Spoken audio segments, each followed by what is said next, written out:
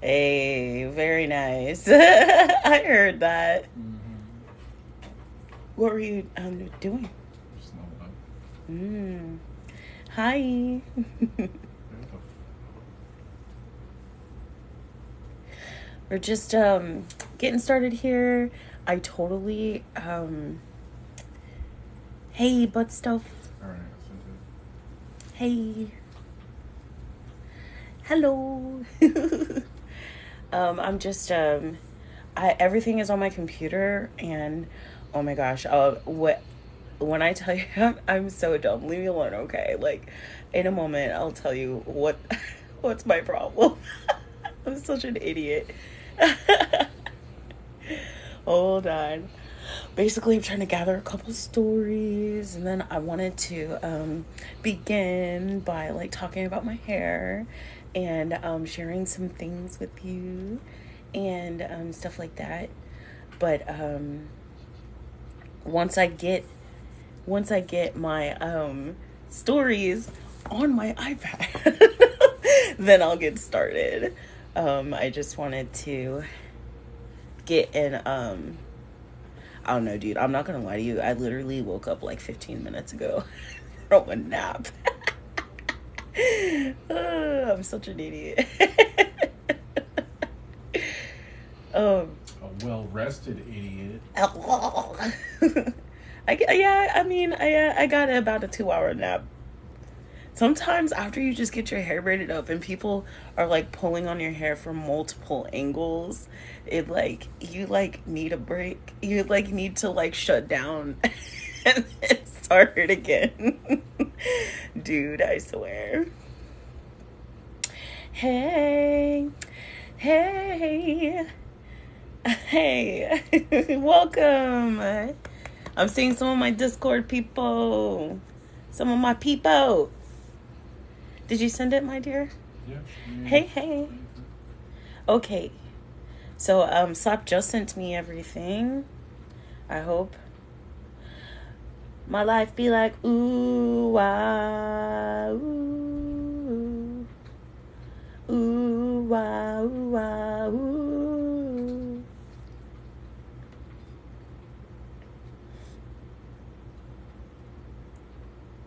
Do I not have that? What? Gmail. Right? Oh my gosh, my iPad is okay. I'm going to struggle through this. Hey everyone. Yes. Okay, so I think I need your help, Beba. Do you want me to just? You want to just go to Reddit and search the name of it? It'll probably be quicker. Okay. Yeah. Why don't you just send me a message on Facebook Messenger? Because I don't have. Why can't you just log into your Facebook on your beautiful computer? No, because that would take as long as you logging into Discord on your iPad. Shut up. Jesus. I'm going to go on Discord. Like, Maybe. we were trying to avoid logging into new shit. I know.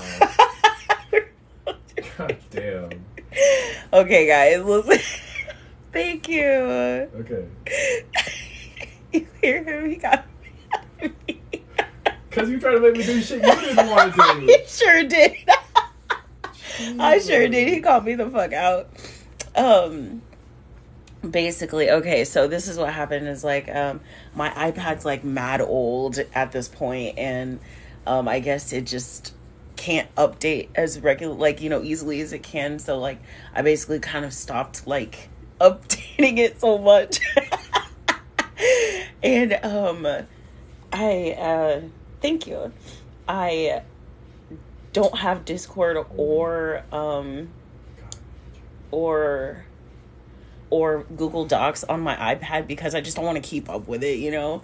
And so the reason why I'm trying to use my iPad though, even though my computer is literally just right in front of me though, is because like I actually ran out of left contacts. So this contact is actually Slappa's contact. So I can't really see that far.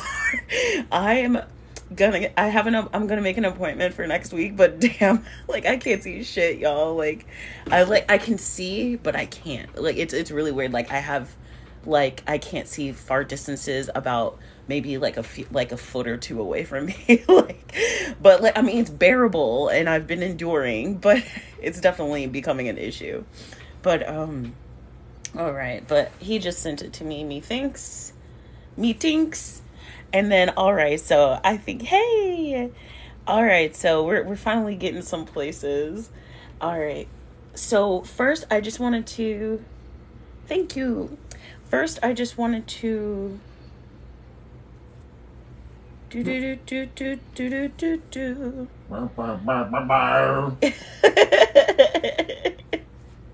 I love you.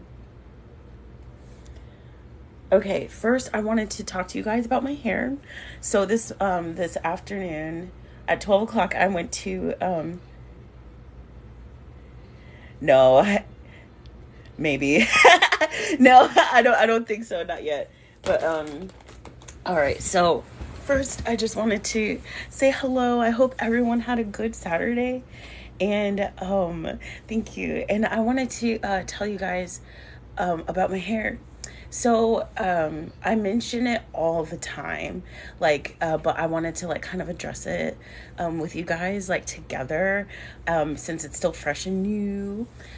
So basically, when my hair like I just know I'm gonna get like a slew of comments essentially that are gonna be like, oh, I miss your hair. Trust me, I miss it too, okay? But there's a reason why I get my hair braided, right? So when I was like younger, my my my mom like didn't really like combing through a child's hair. Think about it like this. Combing a child's hair who has 4C coils like mine, okay? Think about that. Fighting a child like me, as awesome as I am, you know what I'm saying? Fighting a child who is just like, please leave me alone, like, blah, blah, blah, like spazzing out, you know. My mom just would perm our hair. Hey. And my mom would just perm our hair so she didn't have to deal with combing it. Then she taught us how to perm our own hair. And then, thank you. And then, you know, it just kind of like cycled until I was like about 20, like right around when I was starting to have, or when I got pregnant with our first, I just did not have the strength to deal with my hair, and my hair was just starting to fall out. And then I was stressed out, I was depressed, I was pregnant, you know what I'm saying? So one day, when I finally started my last job, which I met so many cool people there, even though it was horrific and I have horrible PTSD from it. But essentially what happened is my friend was like, if you're tired of doing your hair and it's falling out, why don't you just do the big chop? And I was like, I'm not ready, you know? So she was like, there's a way you can do that. And she talked about getting my hair braided and stuff. And then, so I was like, all right, yeah, cool. So she like tentatively braided my hair on the sides and down. And then she fed in some crochet hair. And I had like a really cool faux hawk. And that was the beginning of the end for me. I had also just started my band. And I was like, oh shit, now I can have a mohawk like for real and not have like this weird hair situation. So she was like, yeah. And so basically you can have, yeah, I have tons of pics. So she essentially was like, you can grow out your hair without keeping it out. You know what I'm saying? And people won't see the weird transition from, you know, your natural hair to like straight, because it's like frizzy essentially at the bottom and really straight at the end where it's dead and permed. So you can hide that in your braids and then just wear different colors. So, and then when you're ready, chop that shit off, braid it, and then start doing box braids. So that's what I did. I started my natural hair journey because I just was depressed and didn't want to take care of my hair anymore. So, my friend like really gave me a whole bunch of pros and cons, and like it was, it's the technique that is crochet. I'm not sure. It's not as cool, or it's not like, hold on. My life be like, oh my gosh, that is stuck in my head now. Head now. I have a whole computer in front of me, and I was just trying to use my iPad to do something. I'll show you real quick what my hair used to look like when I was with my band. But basically, like, it was just like braids on the side, and then they changed it. Ugh, I hate it here. Gross. Man, I'm so sick of this TikTok stuff. We're gonna talk about all sorts of shit. I have a lot to say. All right, hang on. I'm just scrolling. But yeah. But anyway, so I'm telling you the story about my hair and how I came to start, doing this. But essentially, when I started growing my hair out, right? When I started my hair started getting the poof, and it wasn't just so close to my head all the time. It started gaining length. I started pulling my hair out. And I didn't know why, because I've never had, natural hair until I was an adult. And so one day I was like, I can't keep wearing my hair out like this. This is bad. It's not going to end well for me. You know what I'm saying? I will go bald. And I had like a fucking bald pat, it was getting close. It was like less than my fingernail, but the rest of my hair was long. Right. And it was scary. I was going to pull out all my hair. And then that's when someone was like, Frinny, have you heard of trichotillomania? And I was like, what the fuck did you just say to me? You know what I was saying? And then she was like, trichotillomania. And then I looked it up, and I realized I do have that, because not only do I pull my hair out, my natural hair out, I also pull out random hairs that I find that are not supposed to be on, if there's a hair right here, or right here, places where I don't normally grow hair, I will obsessively pull it out to the point where I will scar myself right here. That happened then, and then I'm now scarred, you know what I'm saying, sadly. And I don't know if it'll ever go away, but put some cocoa butter on it, and we might be getting somewhere, you know what I'm saying? But anyway, yeah, so when people say that they miss my hair, or they rather me have my natural hair, I'm with you. But I'm also protecting myself from myself, you know what I'm saying? Because I don't want to go bald. I don't want to pull out all my hair. I don't want to lose all the great hard work that I had, you know what I'm saying? It's just a way to protect. All right, right here, I will show you my hair when I used to do the thing, Julie. I always do this. I always forget how to just turn the damn camera. It is so dumb how I don't know how to. Yo, yum yum. Mm-hmm. Enhance. Flip camera. That's what my hair used to look like. How do you like me now? So here's one. Oh, those are my kids. And that was one of my old styluses. This is my old drummer. This is me on stage. Hold on. I kind of tangled it my own self real quick.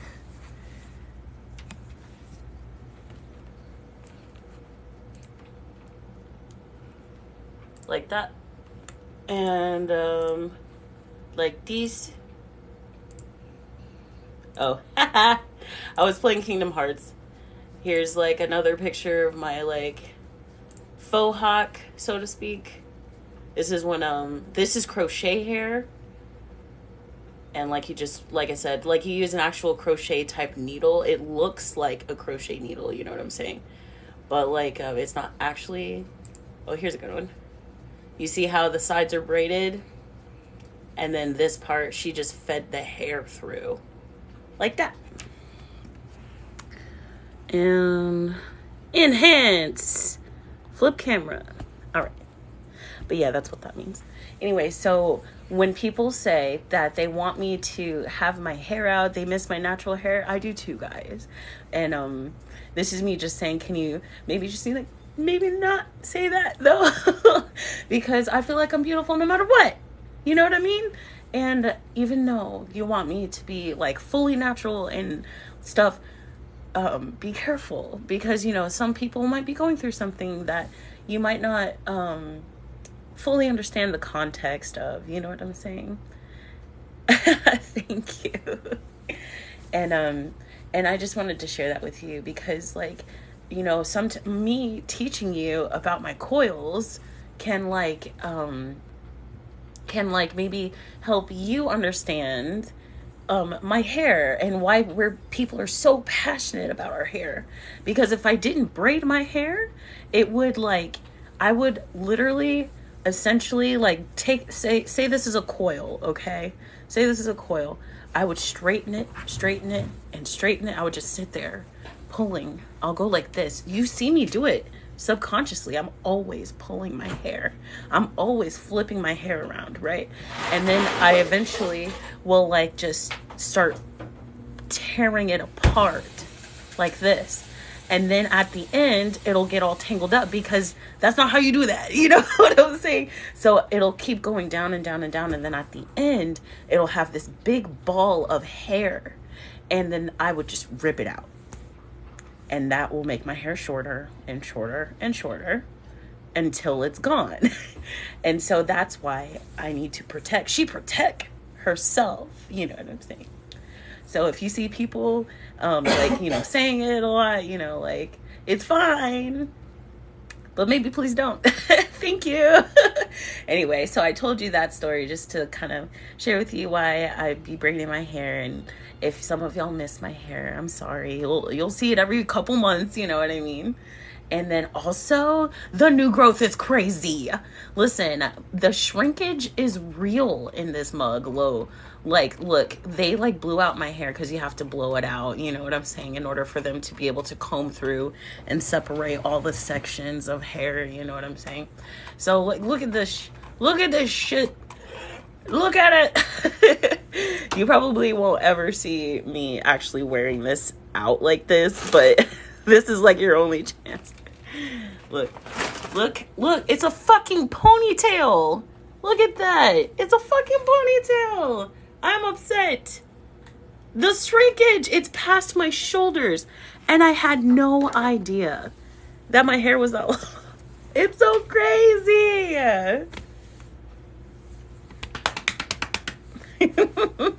There's a butt in front of me.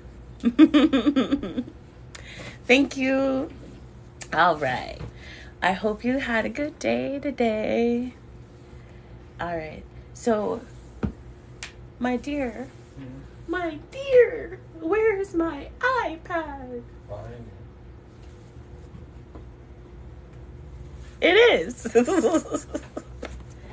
All right. So I picked a couple stories, and then we can talk about stuff about the TikTok ban and stuff. It's okay, so if y'all have been listening to my podcast, you know that lately I've been talking a lot about how people just do not seem to understand technology. And this TikTok ban is really, really showing these true colors. I know, you would not see me. I would not be anything without this man. But it is so funny to me how I said this a couple weeks ago before I really even... Slappa got me a new thing. I call it bismuth. It is so pretty. Oh, that's your shadow. What? What are you doing? Just trying to get the shadow of it. It's a vase. It's a vase. But anyway, I have been saying for the past couple episodes that this technology is going to get somebody got, right? But I was thinking in the terms of these old heads dating these young people. Hey, oh yeah, I'm here. I've been hearing that for months. People say they haven't seen me since December. it's so strange. Oh, it came with a flower in it, actually. It came with a flower. If y'all saw me post a picture of Keiki whenever we had our 10-year anniversary, and she had like a purple flower, I think, in on her, that's the flower that it came in.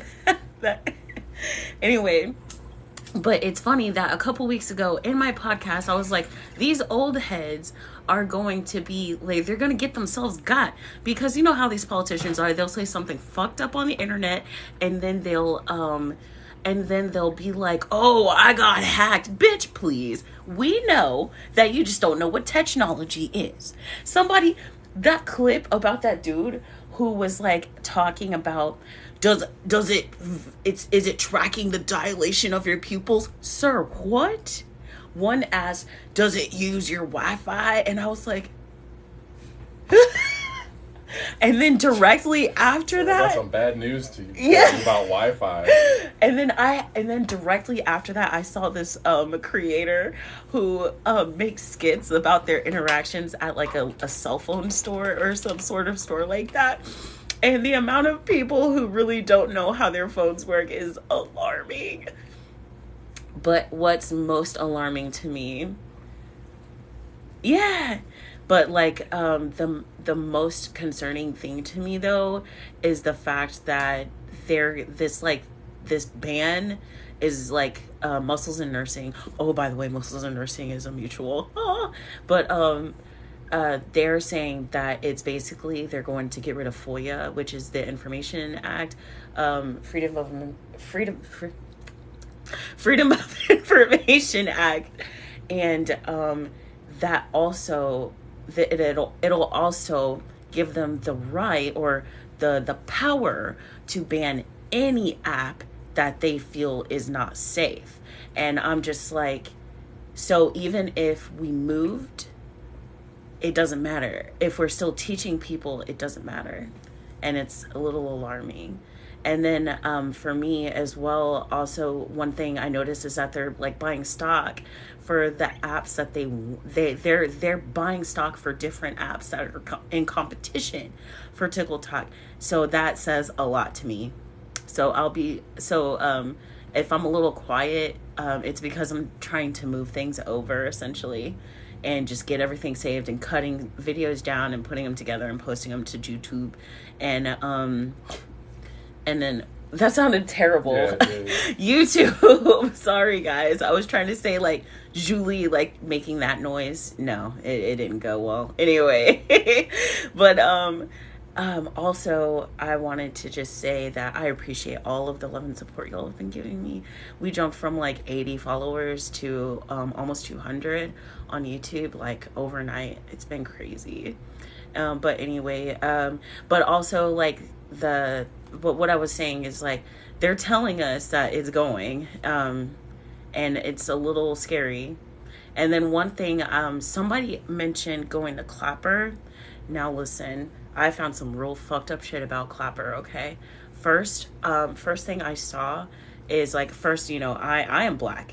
At the end of the day, I am a black woman and I need to protect, right?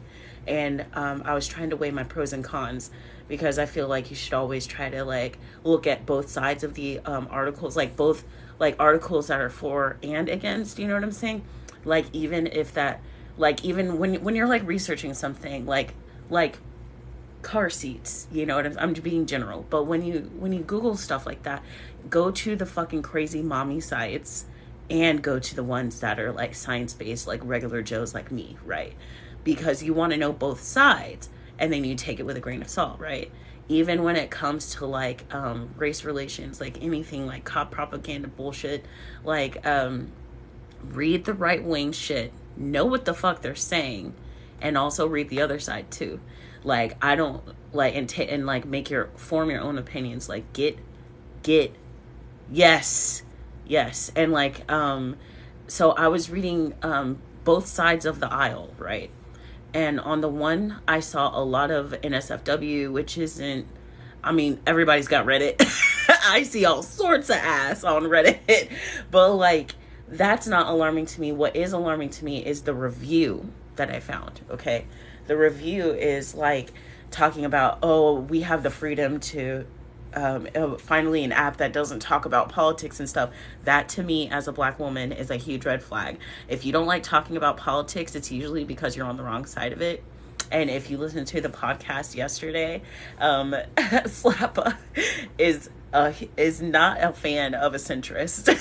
Like, he's not a fan. Not a fan. Like, this is not the time. The time to be choosing sides has passed at this point. If you can't figure it out at this point, maybe too late for you. You know what I'm saying? So I saw that review, and it was mad right wing. Like, so fuck Derek. But if you can figure out how to write it safely in the comments, please do. You know what I'm saying? Fuck you, Derek. Like, for real. Anyway, but yeah, so that was a little alarming. And then I went on Reddit, as I've been doing a lot more lately. Apparently, there's a lot of good advice to be mined out of Reddit, not just on relationships and just having fun on petty stories and stuff. I researched microphones, cameras, lights, like all sorts of things on there. So I went there too. And they said that there's a woman on there apparently who was being pursued by the owner of Clapper, and when she spoke out against him and the things that he did to her, he essentially took away her huge platform. And when she tried to talk about it, he like a verified checkmark account, he took it all away from her. So she went to TikTok, but he keeps giving it, like, I don't know what's happening, but all I know is that he took it away from her when she tried to talk about the things that he did to her, and that's alarming, and he's being investigated. So maybe it's good that maybe it might be passing hands, but the fact that an abuser was trying to stop of their victim from speaking just says a lot to me, and I'm not sure how I feel about that. And then also I found out that it's very far in between that you see a black person on there. So for right now, I will stick with YouTube, and I encourage y'all to check the pin video and look on my Discord and hang out with us. And Butt Stuff is my mod thing. I appreciate them all the time, and they're the mod on there. There's a few other mods on there. Slappa's on there. I'm on there. I use it a lot, like a lot. It's been so nice, an absolute breath of fresh air. And we're trying to put together like a Mario Kart night, or like I'll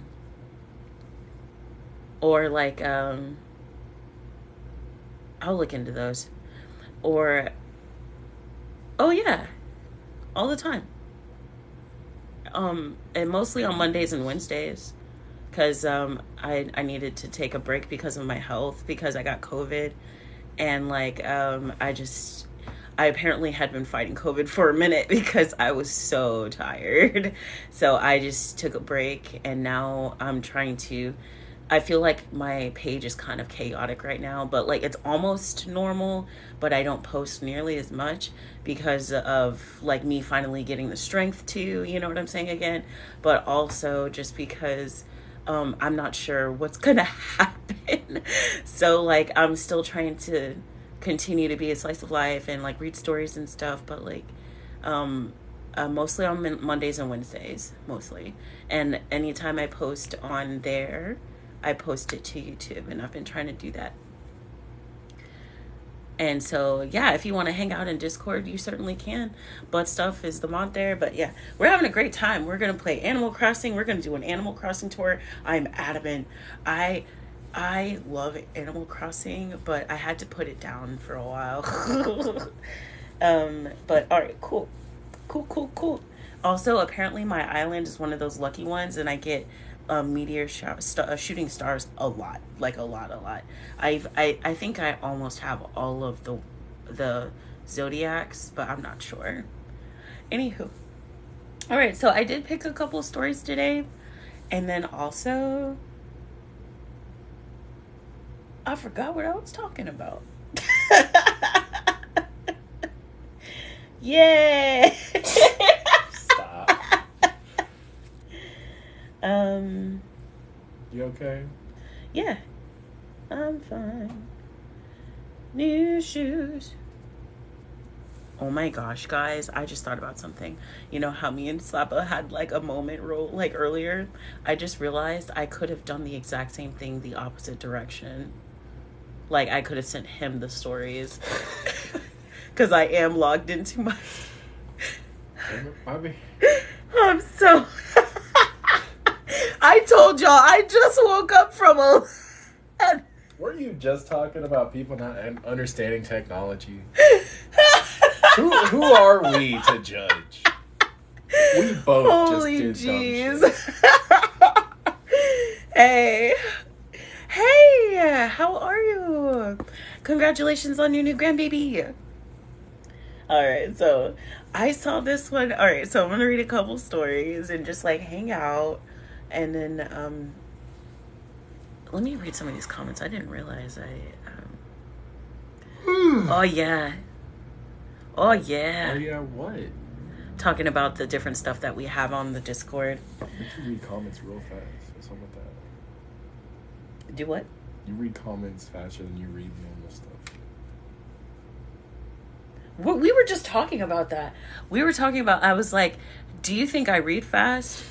And I was like, or do you think, or I think I read slower than Slappa, but I don't read slower than Slappa. I think we both read very fast, but I read too, like, but when I'm trying to comprehend like somebody, like a joke or a story or something, I feel like I read it slower so I can fully grasp it. Yay. Hi. And but whenever I'm like just in passing, just like right now, it's like I read fast. It's weird. Anyway, so this first story, I actually caught it here. I literally just talked about. Oh my gosh. All right, so I open where? Oh. Technology. So Technology. I actually saw this story in passing, and then I realized it was in my suggestions list. So I'm going to go ahead and read it to you guys. It was a little weird. I was a little concerned. I made a trigger list for my friend, and I think it's going to break up our friendship.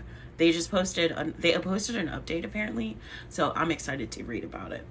So this one just came across my For You page, I'm not going to lie, and then somebody had already sent it to me, so awesome. So it starts with a fun fact. Did you know giraffes have prehensile tongue? It means their tongues have fine muscular control, which allows them to grasp and hold things. A giraffe's tongue is also the strongest of any aminal, and it can be up to 18 inches long. They're also the tallest living aminal and the largest ruminant, herbivorous grazing mammal on Earth. Very cool. I did not know that. I knew their tongues were weird, but I did not know that. Thank you. Yes, please. Did you, okay, so I made a trigger list for my friend, and I think it's going to break up our friendship. So it's a mental health trauma warning and childhood self-harm. So just trigger warnings, okay? I, male, have a friend, female, I've known for years. She came from an abusive family and has had an abusive ex-boyfriend, one after another, until she finally met her current boyfriend. He has tried to be understanding of her, but he was at the end of his rope.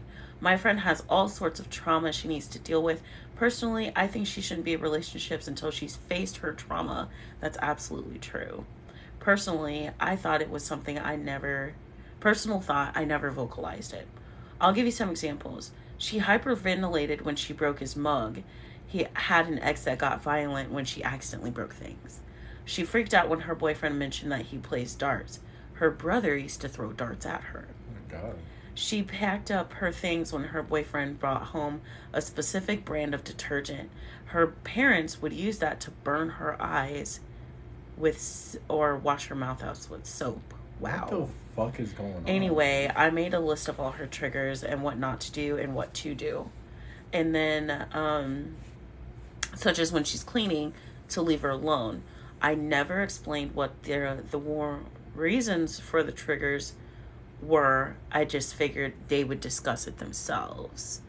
And then, anyway, fast forward to 3 months, the relationship got better until something triggered her that wasn't on the list. Her boyfriend panicked and asked her what to do because it wasn't on the list. And when she finally calmed down and when she finally, thank you. And when she finally calmed down, she asked about the list. He gave her the details, and now she's pissed at me as I violated her trust and privacy. Honestly, I was just trying to help. So was I in the wrong?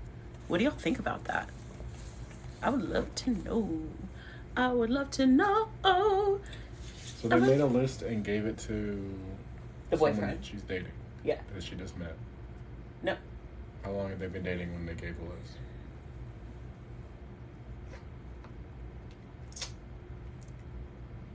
It doesn't seem to say, actually.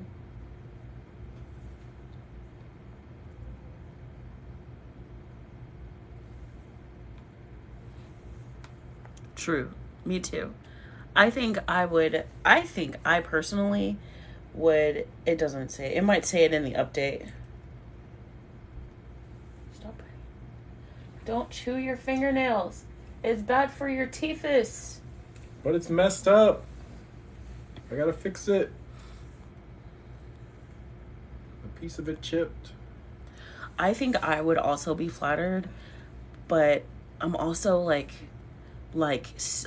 I myself, having gone through the things that I've gone through, chose to be very transparent, but that was a choice I made. So I would probably have said something, if I'm being honest.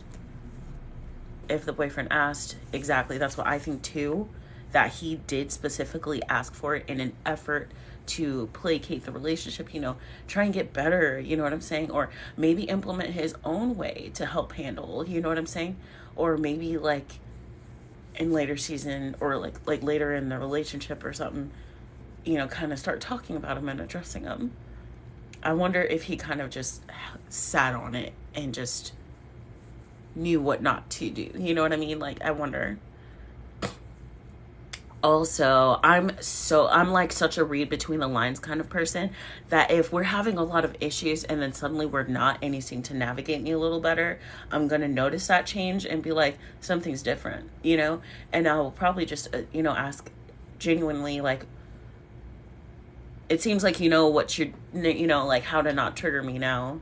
And, I would just ask about it. Like, is it just like, I would wonder, had they like done research on maybe like dealing with people who have PTSD or something, I would probably go there. I wouldn't, but he outed himself. So I don't think she shared anything.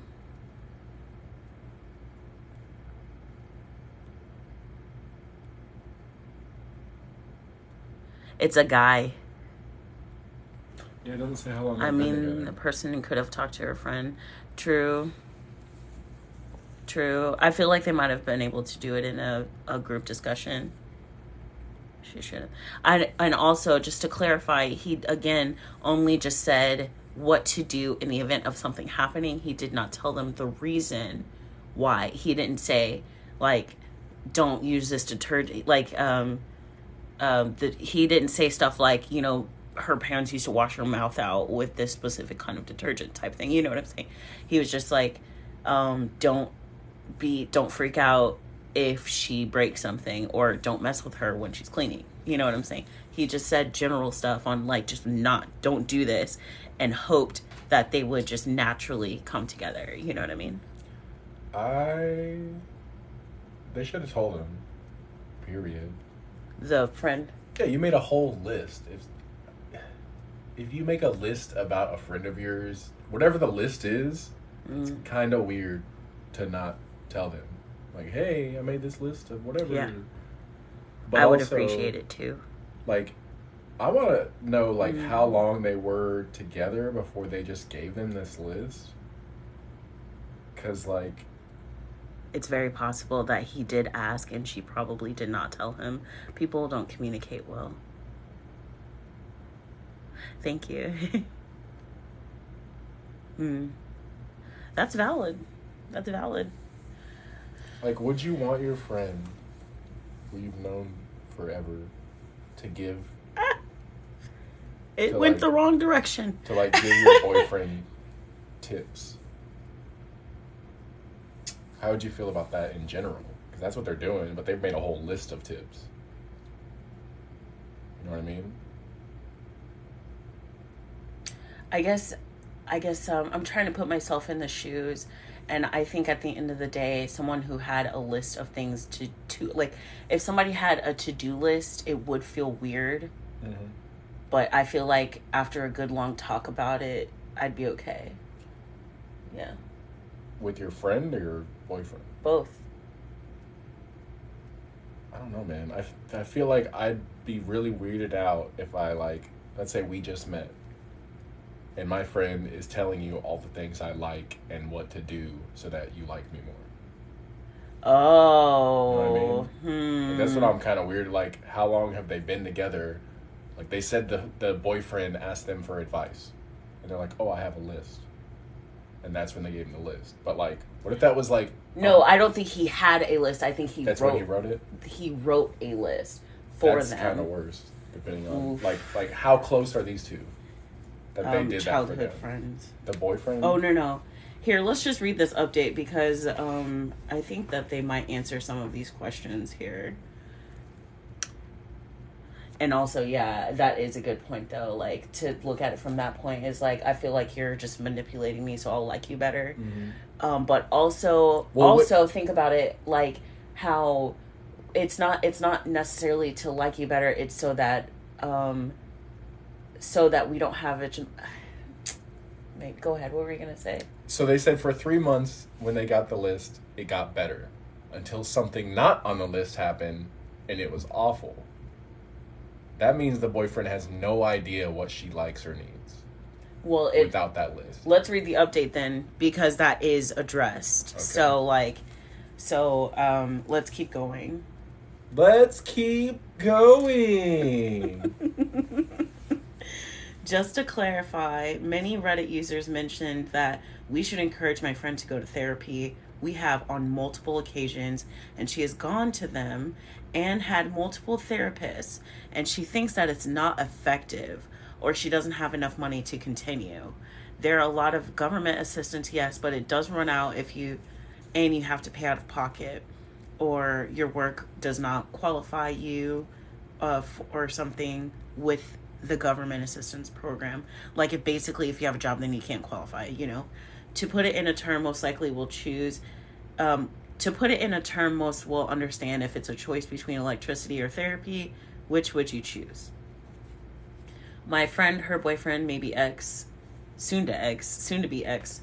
My friend, her boyfriend? My friend, her boyfriend, maybe ex or soon to be, and I met to talk. I don't know why they wrote it like that. They wrote it like her, maybe ex or soon to be. And and that's how they described this person. Maybe the ex, but also maybe. We don't know. Might maybe be. Oops. And then she said that I broke her trust, that I had told her boyfriend, which I guess let's just call Ben, all of her triggers. She asked me how I would feel if she wrote down every single insecurity I had and gave it to my girlfriend if I had one. But is it... This is like... Is it... I want to know what was on the list, because he's saying specifically he didn't write down what was the trigger, just don't do that. Just, she's gonna get upset about this and this and this and this, basically. Things to avoid list. Pretty much. But you would think that he would learn how to navigate... a similar situation instead of just following a manual, though. Well, what do you think about the movie Hitch? Because he was giving What is dudes that? with Will Smith, and he was with the like he gave these dudes a playbook, and they followed it and got the girl, right? How would you feel if that happened to you? That's like to me, that's what's happening here. Okay. I was thinking about it from a perspective of, I just want you to have a better relationship with, thank you, with my friend, so we can in turn have a better relationship, not the fact that it's literally... That's what I'm saying, like, how long were they together? Because I understand that. Yeah. If I've known this guy, they've been together for, like, a year maybe. Yeah. And we've all got close. Yeah. But, like, why are you doing this for someone that I've not, like, we're not even that close? It does seem like they are pretty close then. Because how else would he have known who to reach out to? Let's keep going. Yeah. Let's keep going. And then it says... but that is a very good example, like Hitch. Too trusting indeed. Yeah, I figured, I just was like, I want somebody to be happy. That's how I was taking it. See, that's why this is, remember I said it in the podcast, I'm too trusting. And like, I take everything so like sugary, I guess. I don't even mean to. It's like somebody mentioned to me the other day, or no, I saw a post and it was like, I just realized that when a dude says you're a very lucky man, like to someone's like girlfriend or wife or whatever, that's essentially a dude telling you to your face that he would fuck your wife or partner, if you weren't in the picture, you know? And like, I was like, oh, you know what I'm saying? Like, I did not take it that way at all. You know what I'm saying? And I thought it was weird, you know, but it's like you show a puppy and it's like, oh, what a sweet puppy. I love this puppy. You know, like, I don't know. I'm like freaking out. Anyway, I'm like freaking out over every interaction I've ever had now. Anyway. But, yeah, he should have asked, but I don't think she was telling him. What if the boyfriend? I mean, that's like, the boyfriend could have used it against her. Maybe he didn't, but he could have just had a list of things that she absolutely freaks out about and manipulated her with them. But also, they said the relationship got better. So yeah, is it really... But it's just like, he could have done that. He could have, but he didn't. Yeah. But and I think that's something worth... That's the thing, like, you're trusting this guy with this information. It's essentially over SPI. You're not even telling your friend that you're writing the information, and you're giving it to this guy. Yeah. I think that's probably the main reason they're so upset. And also, like, it's like personal information, like, exactly, you know, like for in a patient's like HIPAA, like I can't talk to you, and then like, yeah, that's what I'm saying. Like, it's just like Hitch to me. Like, yeah, he was giving, I get it, the like insider tips that only someone who really should be with her would know. Dang, y'all, dang. I feel like I don't have a good gauge on people, but I feel like my body does. You know what I'm saying? I feel like you have a good gauge on people. You overthink. Oh, I overthink. You'll like talk yourself out of your first opinion of people every time. Every time. Oof. I feel like it's like almost like, have you ever gotten out of... Have you ever loved somebody so much that it made you cry? No. Have you ever? Don't you dare disrespect Brandy like that. Anyway, but no, I feel like a survivor, somebody who survives of an abuse situation, you know what I'm saying? You get to this point of like the body always remembers, you know what I'm saying? So it's like ultra instinct. It's like almost like I feel it, but I like somehow like logic my way out of it, you know what I'm saying? And I feel like maybe that's that's something I need to get a handle on, actually, because that's a little alarming. You know what I'm saying? I didn't know how to feel about this story. Anywho, see, somebody said it. I haven't seen you since last year. Someone else said they hadn't seen you since like the 15th of December. See, I'm telling you. Wow. And then remember, I posted. I want to deeply apologize to everyone about Black History Month, because I was so sick and I was fighting the whole time and I did not listen to myself, and I feel like I ruined Black History Month for myself because I had this huge glorious plan and it just didn't work out. But you know what? Next year it's going to be even better because I already have my setup, you know? What? It's like you're trying to balance their emotions. Yeah. That's the people pleaser. Mm-hmm. I do have You want to see it from everyone else's viewpoint. Huh. Interesting. I've been seeing a lot of people say there's you have the same vibe as other people. That's cool with me. Thanks, but stuff.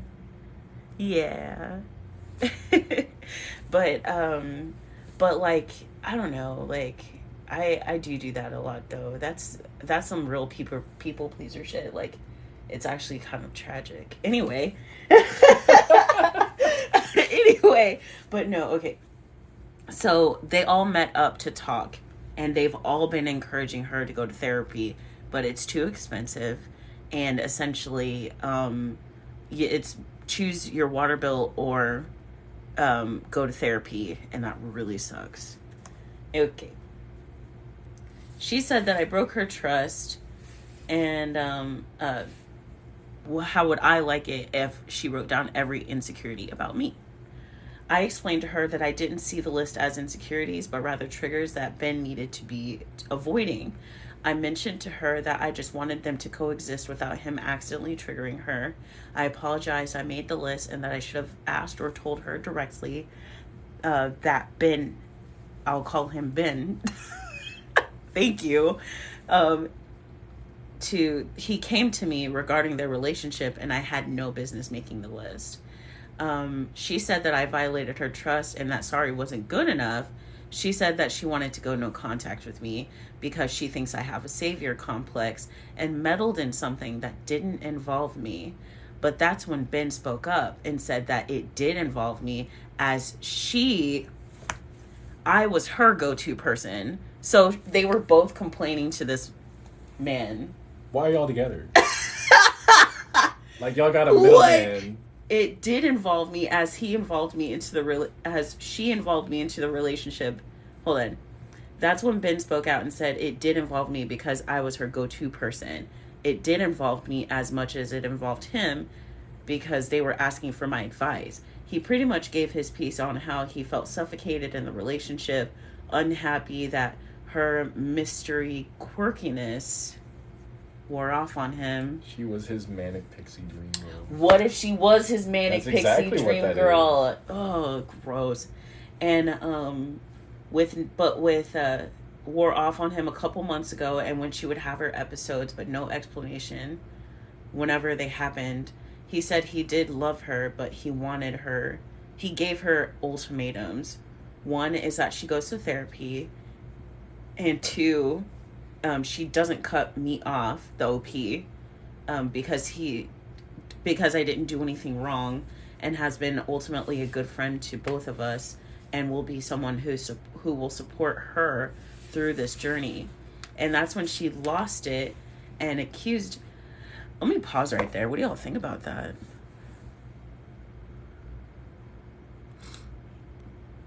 Yeah, they need to break up. For sure.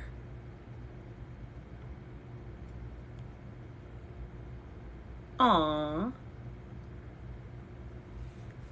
True. So, well, I have, like, mixed feelings about ultimatums. Like, if it makes sense, right? Like, Slappa gave me an ultimatum once. So I talk about this a lot, but when Slappa and I met, my dad had just died, like, 90 days prior. Not even, you know what I'm saying? And, in that year prior, I had escaped my abusive ex, right? So I was in a mess. Like, I was not in the greatest of places, but I was very upfront. I said, I am going through a lot.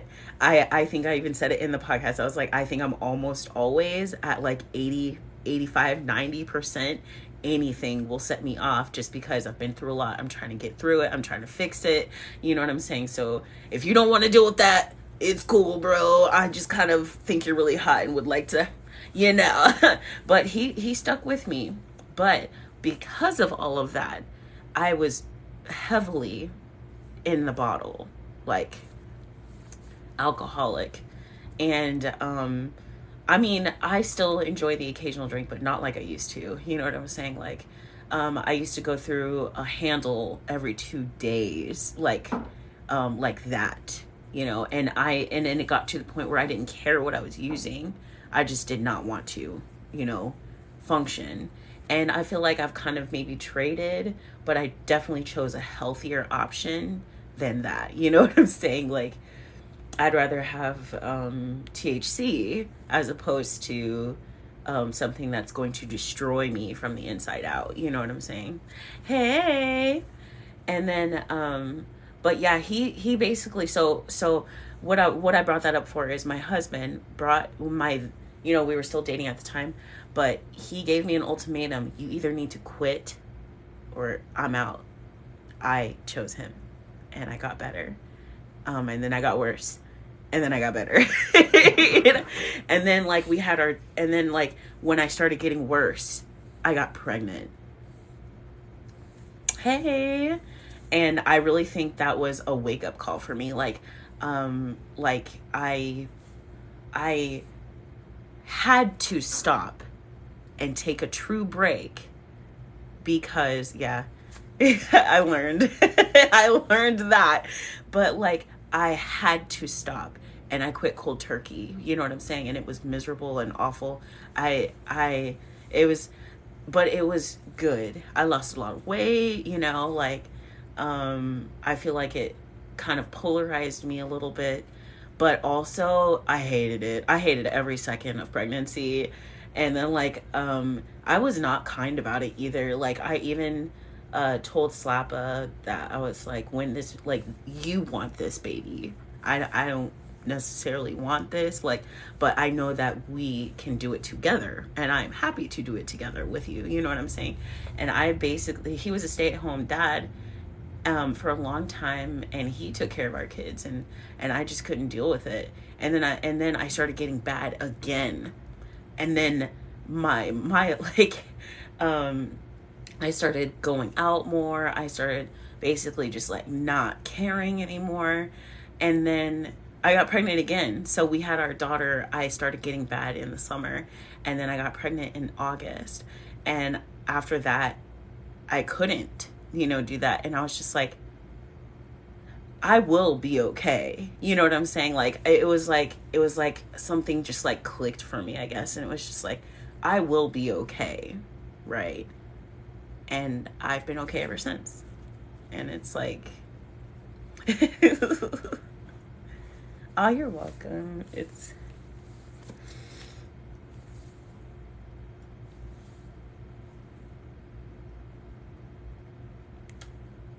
okay, man. It's like hard because I was going through so much and you stuck with me.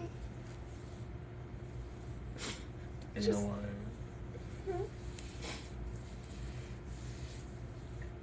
When I gave you that ultimatum, I wanted to see if you would try for me. That's all I cared about. And you did.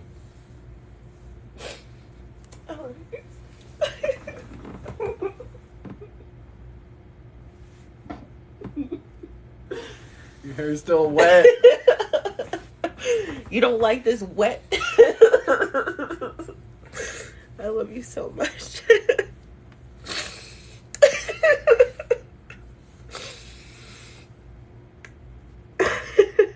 Oh gosh, guys, I'm so sorry.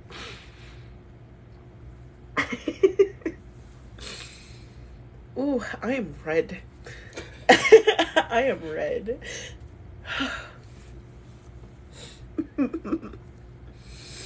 But yeah, so ultimatums. You cannot tell her to not apologize, guys. Like, I am so. It's like. Yeah. It is. It is. It's like, it's not only that, it's just like, I don't know. It's like also like, I'm pretty sure I'm like 100. I bet you I'm gonna wake up tomorrow and I'm gonna be on my Red Wars. Like, I am so emotional. But yeah, that's my feelings about ultimatums, is sometimes they wake people up. And I needed to wake up. I was I'm not gonna lie, I was definitely drinking and driving and being reckless and just not caring because I wanted to see my dad again. I wanted to see my dad, and I thought he would meet me on the other side. But how would I even know that? And I have a family now. I couldn't. So that ultimatum really woke me up. And then every time I started getting bad, and then like to see it now, like in my 30s, you know what I'm saying? Seeing it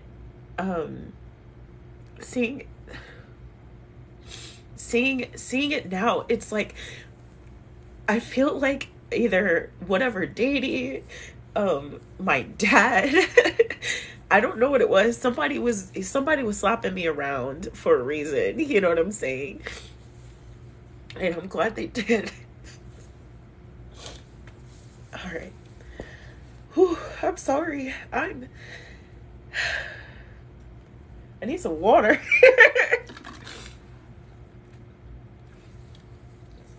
Ooh, I love chocolate and potato chips. Together? You ever had chocolate covered potato chips? No. What? Where do you get that? I'm pretty sure we used to make them. All right, guys, so let me get back into this story. I'm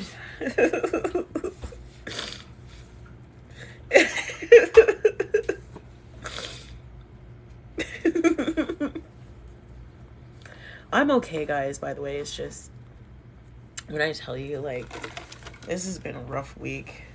But, like, I was telling some of the people in my Discord yesterday that, like, I think I did, or I don't remember. I essentially was not having a good day. Like, people were being weird as fuck yesterday. Like, so weird. Like, a lady asked me, she got a text message saying that her rental was about to run out, and then asked me what I was gonna do about it. And I was like, your rental's due tomorrow. Like, what do you want me to say? Like, and then she like was upset because her limit was only $500. I'm sorry, lady, but that's the limit that you chose. Like, I have no control over that. You know what I'm saying? But people were being really mean and weird yesterday. And then I was just trying so hard to just... That's the anniversary of lockdown.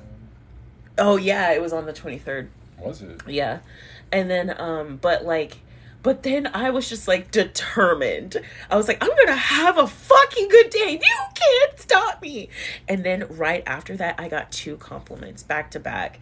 And one of them was from an actual agent office, like one of the like people that like sells insurance, you know, like, you know, your local agent or what have you. And those lead to money, like bonuses.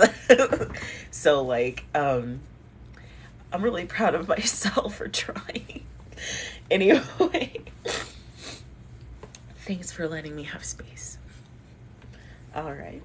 So the boyfriend, all that was brought on about ultimatums. So the boyfriend gave her an ultimatum, which is go to therapy and don't cut out your friend who was only just trying to help. And essentially was like, we've been involving him in our relationship and it's really not his fault. For real. All right. And then She lost it after she was given the ultimatums. And she said she accused us of gaslighting her. And she said we didn't understand her. And she said she was entitled on how I was feeling, such as betrayed by the person she trusted. Betrayal from Daria. I've posted it several times. But so she was entitled to feel how she was feeling as the person that was betrayed by the person she trusted. And at the very end, she said that we might be into one another, as this was some sort of ploy to get rid of her so that we could start dating. Not how that works, but okay. And then just to clarify, her boyfriend and I are both straight. I went from disbelief to anger to numb. I told her that I agreed to no contact, wished her well, and left. I could hear her on her rant as I was leaving. I just didn't want to deal with it anymore.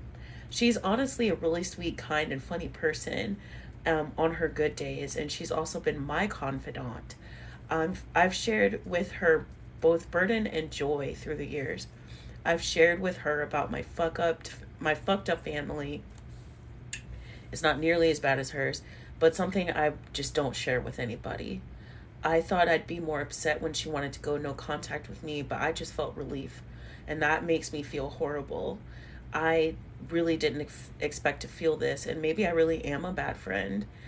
I feel like Slappa has told me this time and time again, if you're questioning if you're a bad person, you're probably not as bad as you think you are. Like, I was genuinely terrified that I was going to be a terrible mother, and would constantly dream about just falling asleep, because you know how it is. Well, you may not know, but essentially after going through the 9 months of pregnancy and then giving birth, and then the nurse is waking you up all the time, and then you're going home and you have to feed the baby every 2 hours, then you have to it's like it was almost robotic for me for a while. You know what I'm saying? Like, I just did it. I didn't really bond. You know what I'm saying? I didn't really bond until much, much, much later. And I have no one to blame but myself, though, for that. And I was just going through a lot. Anyway, but if you're thinking that you're a bad person, or you're a bad friend, or you're a bad mom or something, I promise you you're not. I'm pretty sure you're doing a little better, at least, than you think you are. Really shitty people rarely ask if they're the bad guy. Really? Yeah. And also, oh yeah. Oh, and there's like someone I follow, her name's like Madeline something. She's got like different colored bangs, and she wears ponytails and super punked out like metal necklaces, spikes, the whole 9 yards. And she owns their own business, and is very successful, and she gives incredible advice. If I have good advice about something, it's about just owning your feelings, you know what I'm saying? And just like, it's okay to be human. And like, there's a reason I chose Friend the Human, for a reason, because a lot of times that's all you need to be sometimes. It's just human. and also I love Adventure Time. But anyway, like, she was talking about she was talking about therapy and conservatism. Like,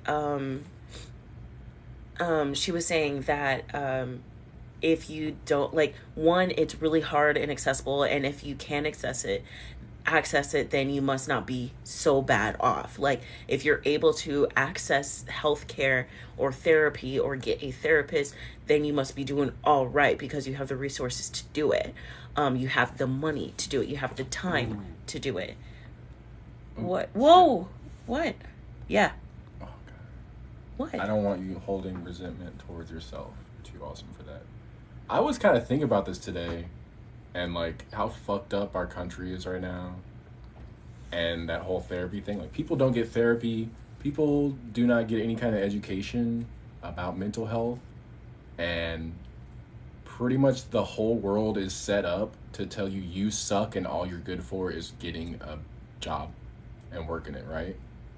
And so when people are like, hey, this shit sucks, we deserve better, the majority of people's response is like, it's how it is, just go to work. because they don't think they deserve better. I think, like, legit, pretty much everybody is depressed as fuck and told their whole life they don't deserve shit but to go work their shitty job because they didn't do good in school, or they're not socially acceptable, or they're awkward, or they want to fit in, and all you're good for is being like everyone else. Damn. And so that's why it's so hard to get American people to, like, even admit that they're being paid garbage and deserve more money for what they're doing. Let me finish this story. Actually, I think it's at the end. Oh, he's going to go to therapy now. The boyfriend's going to break up with her. But he's nervous because he doesn't want her to try and hurt herself. Okay, that's the end of it. But I'm like really on the fence about all that whole situation. But can we talk about what Slappa was just talking about?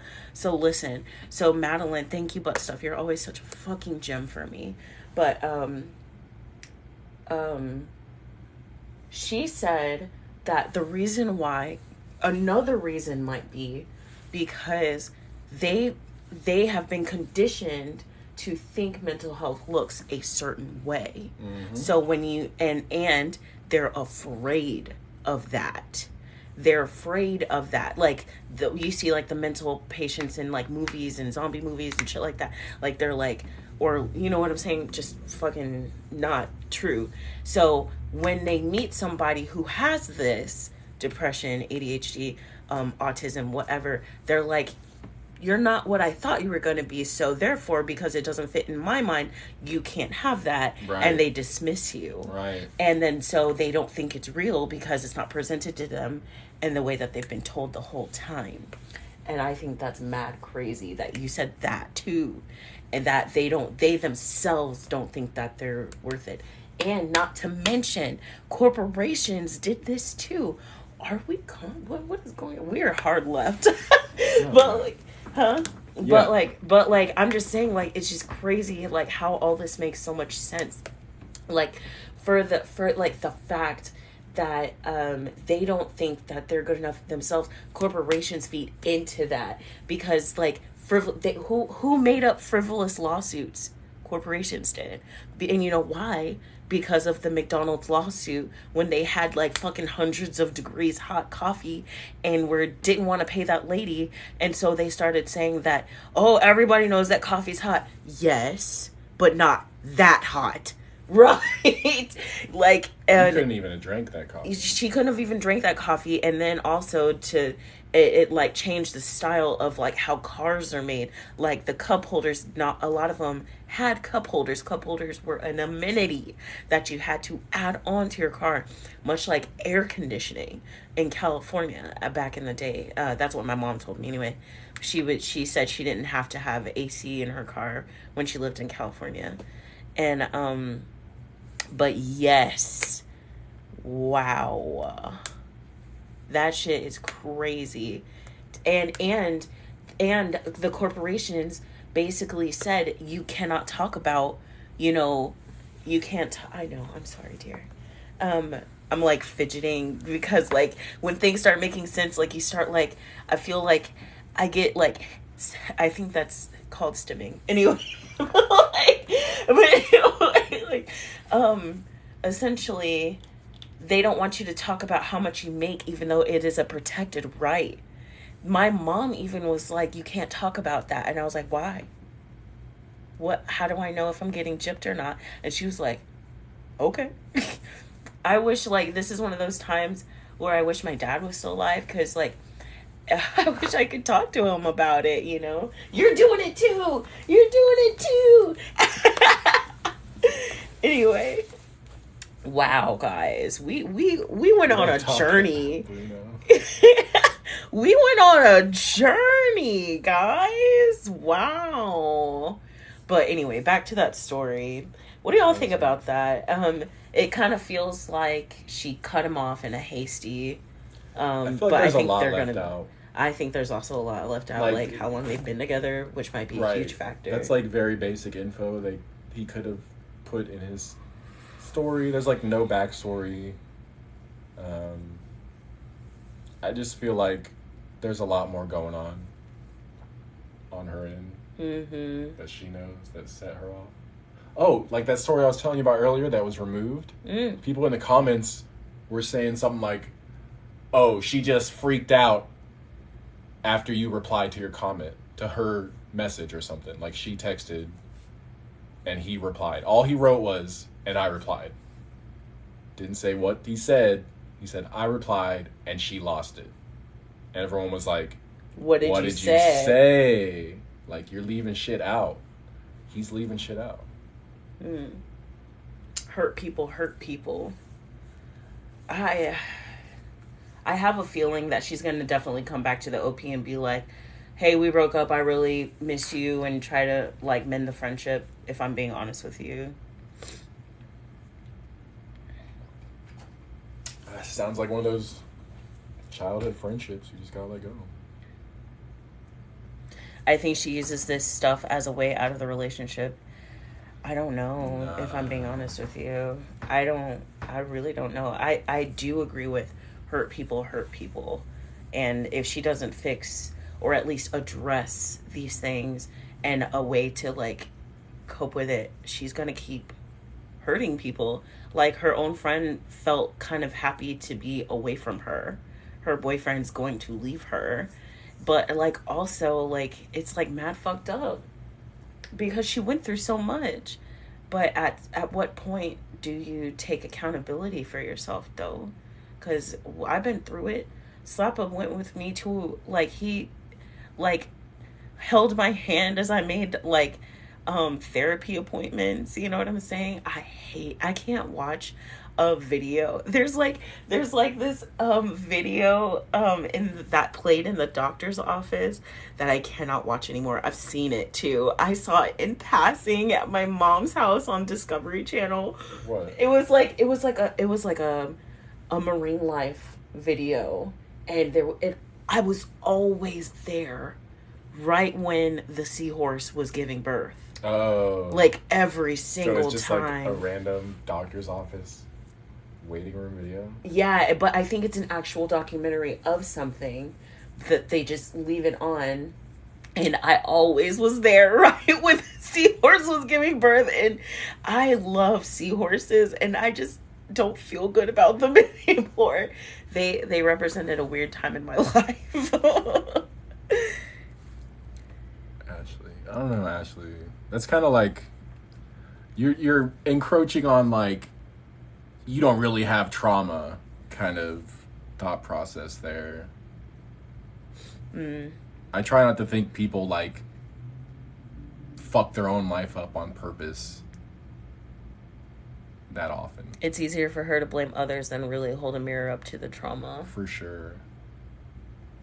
But like he said at the beginning, she needs to, like, chill and work on herself before she gets in a relationship. Like, obviously. I think y'all are essentially saying the same thing, to be honest. I think y'all are just building on each other. Yeah, I didn't take it that way either, honey. I don't understand why you didn't just ask her. You would be surprised how people do not communicate with their partners, man. Everyone, yeah, truly hurt people. But just definitely needs therapy. Yeah. I mean it. I think we all deserve it at this point. Like, it is so strange to me thinking, like, if they do go through with this TikTok ban, and, you know, I'm not speaking from, like, a creator's point of view, but, like, what does that mean for us in the future? If they ban this app, what other app are they going to ban? That's what the bill sets it up, so they can just ban apps now. And I feel like, so, like, we've, like, as a country, you know, as our history is sordid, it's dark, it's fucking bad, right? And we've yet to really, really, truly address it. Yeah. And so, like, we just put a Band-Aid over it. And then when that Band-Aid turned rotten, we put another Band-Aid over it. And then underneath this nasty Band-Aid, this nasty, dirty Band-Aid, this country's festering. And nobody wants to talk about it. And when we do talk about it, we're told to shut the fuck up. They're telling us to shut the fuck up with this. And, you know, it's like really crazy to me. I was watching King of the Hill earlier. And it was like that one of, it was an episode, it was like season 12, episode like 4 or something like that. Bobby gets a carnival for the school. Listen, the doctor, like the principal, who's like a weasel, you know what I'm saying, get somebody, comes, the principal is visited by somebody from the district who was essentially there because they had reached 42% diversity in the school. And I was like, is this about critical race theory? And it kind of was. So I was wondering to Slappa, is this how they think of critical race theory? Because listen, when I tell you, he was like, we need to open up the wounds. The wounds are still open, my guy.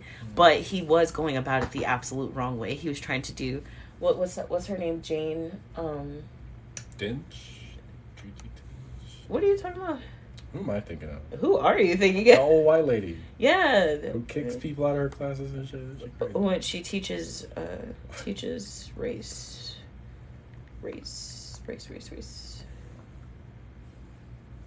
Jane Elliott. Jane Elliott. So essentially he was trying to do the brown eyes, blue eyes experiment, but he was failing miserably. And thank you. And basically all these kids were feeling heavy in this knowledge that they were learning about their heritages. And also it's like, you can tell it's very much told from a white perspective, you know what I'm saying? And I love King of the Hill, and I love the creator, but like there were no black kids in there because he had a chance to like really talk about something. A lot of black kids don't have long heritages that they can pull from and learn from. That was big to me. I was like, even Joseph, who doesn't really know he's half like Native American, you know what I'm saying? I feel like it didn't sit right to me. And the fact that he was trying to tell the kids, but he was going about it the wrong way. Bobby and Hank at the end, he was like, you're 13 years old, you had nothing to do with that. Okay, but at the same time, like, maybe he's right, he is too young, you know what I'm saying? But I was young when I experienced my first act of racism against me, you know what I'm saying? And it's worth learning about, you know what I'm saying? So it was just like a really weird episode to me. And they basically were like, if the wound's already healed, then why are we reopening it? But it's not. It never was. They just put a Band-Aid over it and kept playing in the dirt. You know what I'm saying? They started going in the right direction in the 70s and the 80s, but did they? Because what about that police brutality video that sparked all of that anyway? When they beat that dude ass on the Rodney King. That's been happening to black people the whole time. So did it actually heal, or did it just covered up? You just didn't see it anymore because you're in your bubble? I don't know. That episode really said a lot to me, and then it made me think that Chris Rock is in that show regularly, right? Chris Rock is known now to be very problematic, like with the whole Will Smith slap thing. Listen, Will Smith said very publicly he tried to address it privately, and he just would not let it.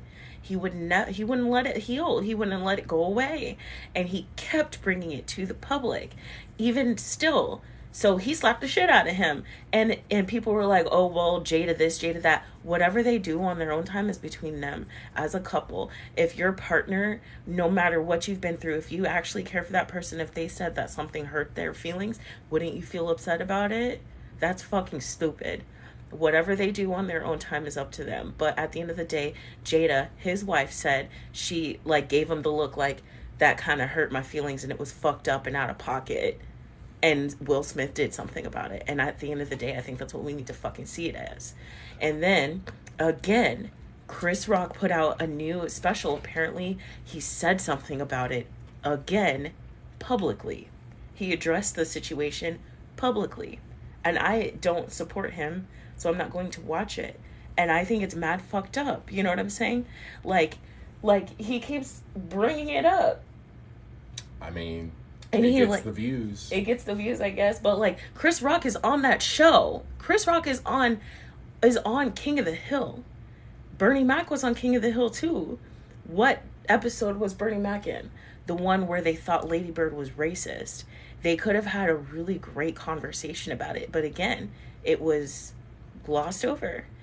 Is there any black kids in their school? I don't even know if they are.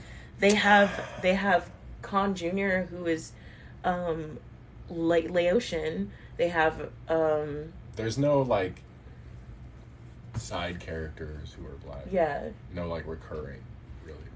Aside from Chris Rock. Kind of recurring. It's like 3 episodes of them too. I think he gets one every season. Or in the later seasons. But you know what I'm trying to say though?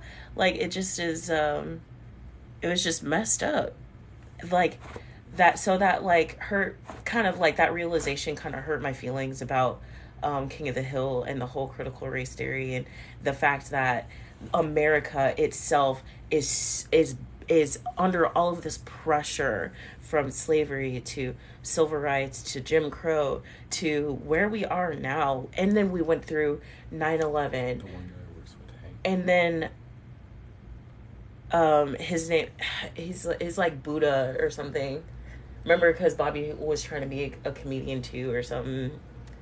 And he kept talking about, my dad sure has a narrow ass and a narrow urethra or something. But anyway,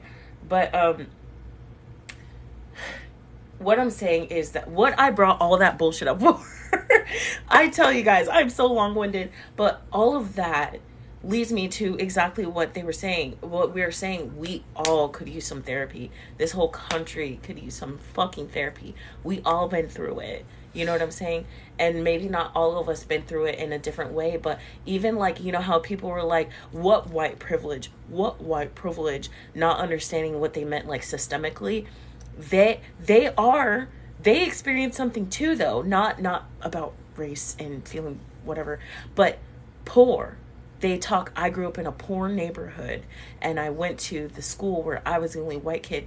That was affected by redlining. You know what I'm saying? That was affected because your family couldn't afford to feed you and give you proper housing and everything like that. That is still an issue that affects you, and I understand that.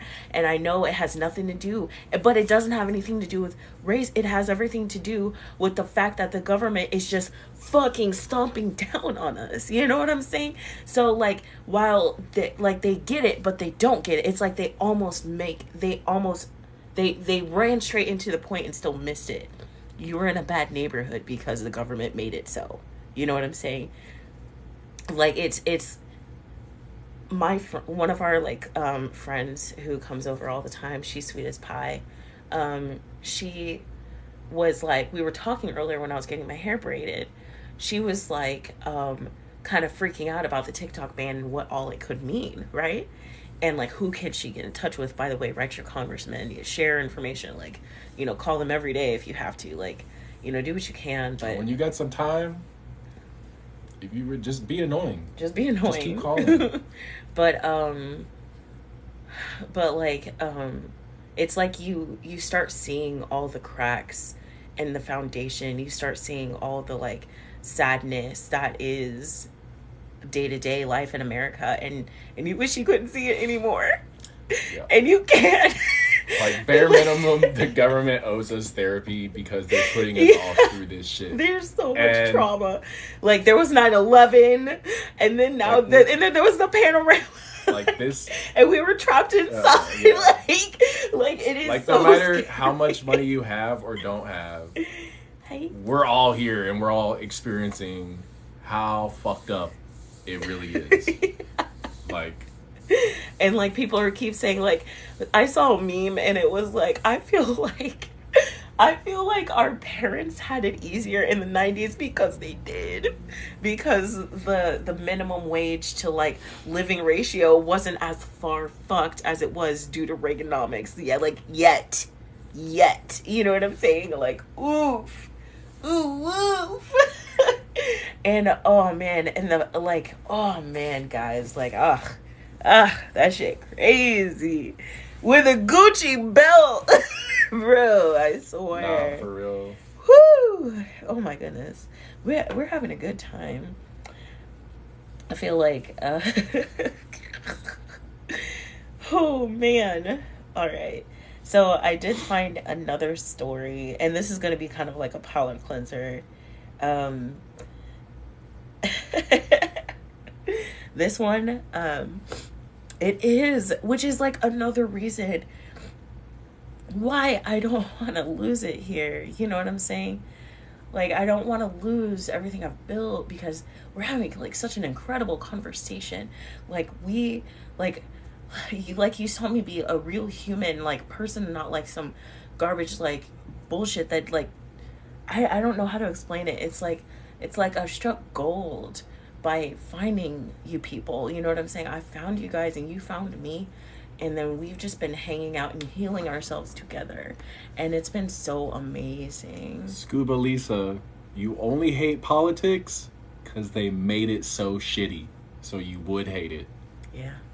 They did it on purpose. Nobody likes it, but we all have to deal with it.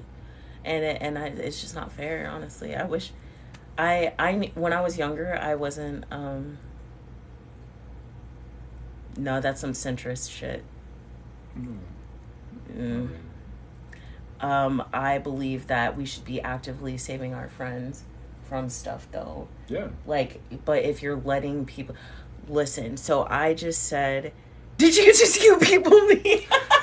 Yes! But I saw a story earlier, and it got removed. But essentially, the long story short is that this person was abusing this person. The OP was friends with somebody who was verbally abusing his girlfriend. Nobody in the friends group was saying anything, nothing, because they're a mind your business type of person. Okay. And the whole friends group is, but this dude just all the time verbally abusing his girlfriend. But the OP was like, at least he's only verbally abusing her. And then and I was like, no, what do you mean just verbally abusing someone? You know what I'm saying? Like, if someone is verbally abusing someone in front of you. No. So you take out the verbal, it's abuse.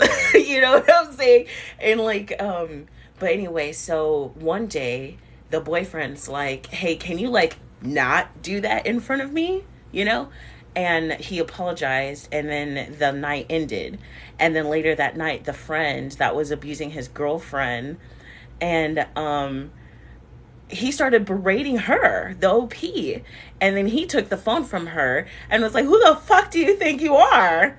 Who do you think you are? You know what I'm saying? And made him apologize to his girlfriend. And now the boyfriend is like, we need to get rid of this dude. He's a bad guy. And then she's like, it's not that bad. She's still there, isn't she? It's not too bad. And then everybody in the comment section was like, holy fuck, what did I just read? You know what I'm saying?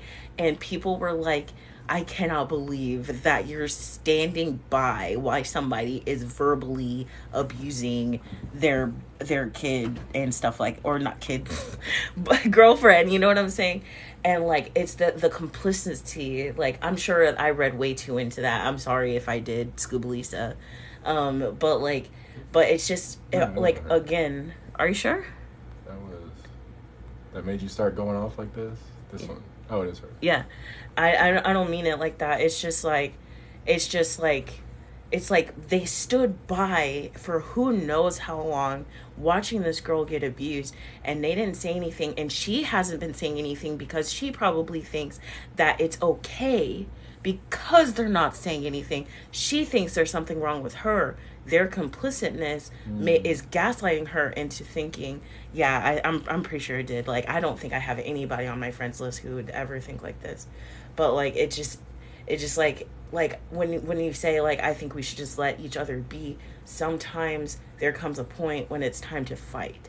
And this is that time. It feels like I can't just stand by and just watch the pain. I'm trying to be a light in the dark for people to just escape it. Even though we're talking about it, we're trying to be open about it, and I do apologize. No, I mean, like, what you wrote, that is something people like that say, but there's nothing wrong with thinking that way. It's just you got to realize people who are like that say that, and then in their mind, as long as no one's getting hurt, means as long as they're not hurting somebody.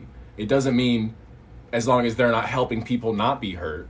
So, like, people are getting hurt in front of them, and they're not going to do shit because they're not doing it. It's like, But by not doing anything, you're helping. You are hurting somebody. I think that's how I read it, and I don't think that's what they meant. I think they literally just meant everybody should be allowed to just be who they want to be. Yeah. It's bipartisan as a whole. Yeah.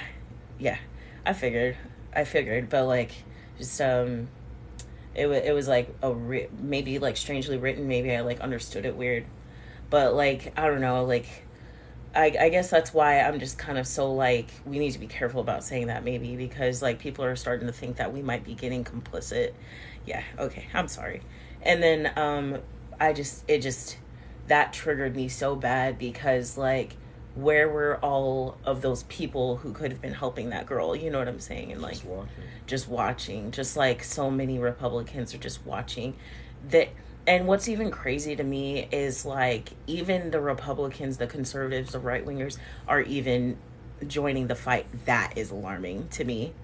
That is alarming to me that they're on our side for once. Because it's fucking them over too. Yes. It's like the First Amendment, it has in there, like, we need like term limits for real, because these people are not ever going to change the amendments to match up with current technology and what we're doing. Because remember a few years ago they were like, Facebook has a monopoly, like all the right wingers were like, they're banning us, it's not fair, Facebook is a monopoly, it's basically like public speech now, you know what I mean?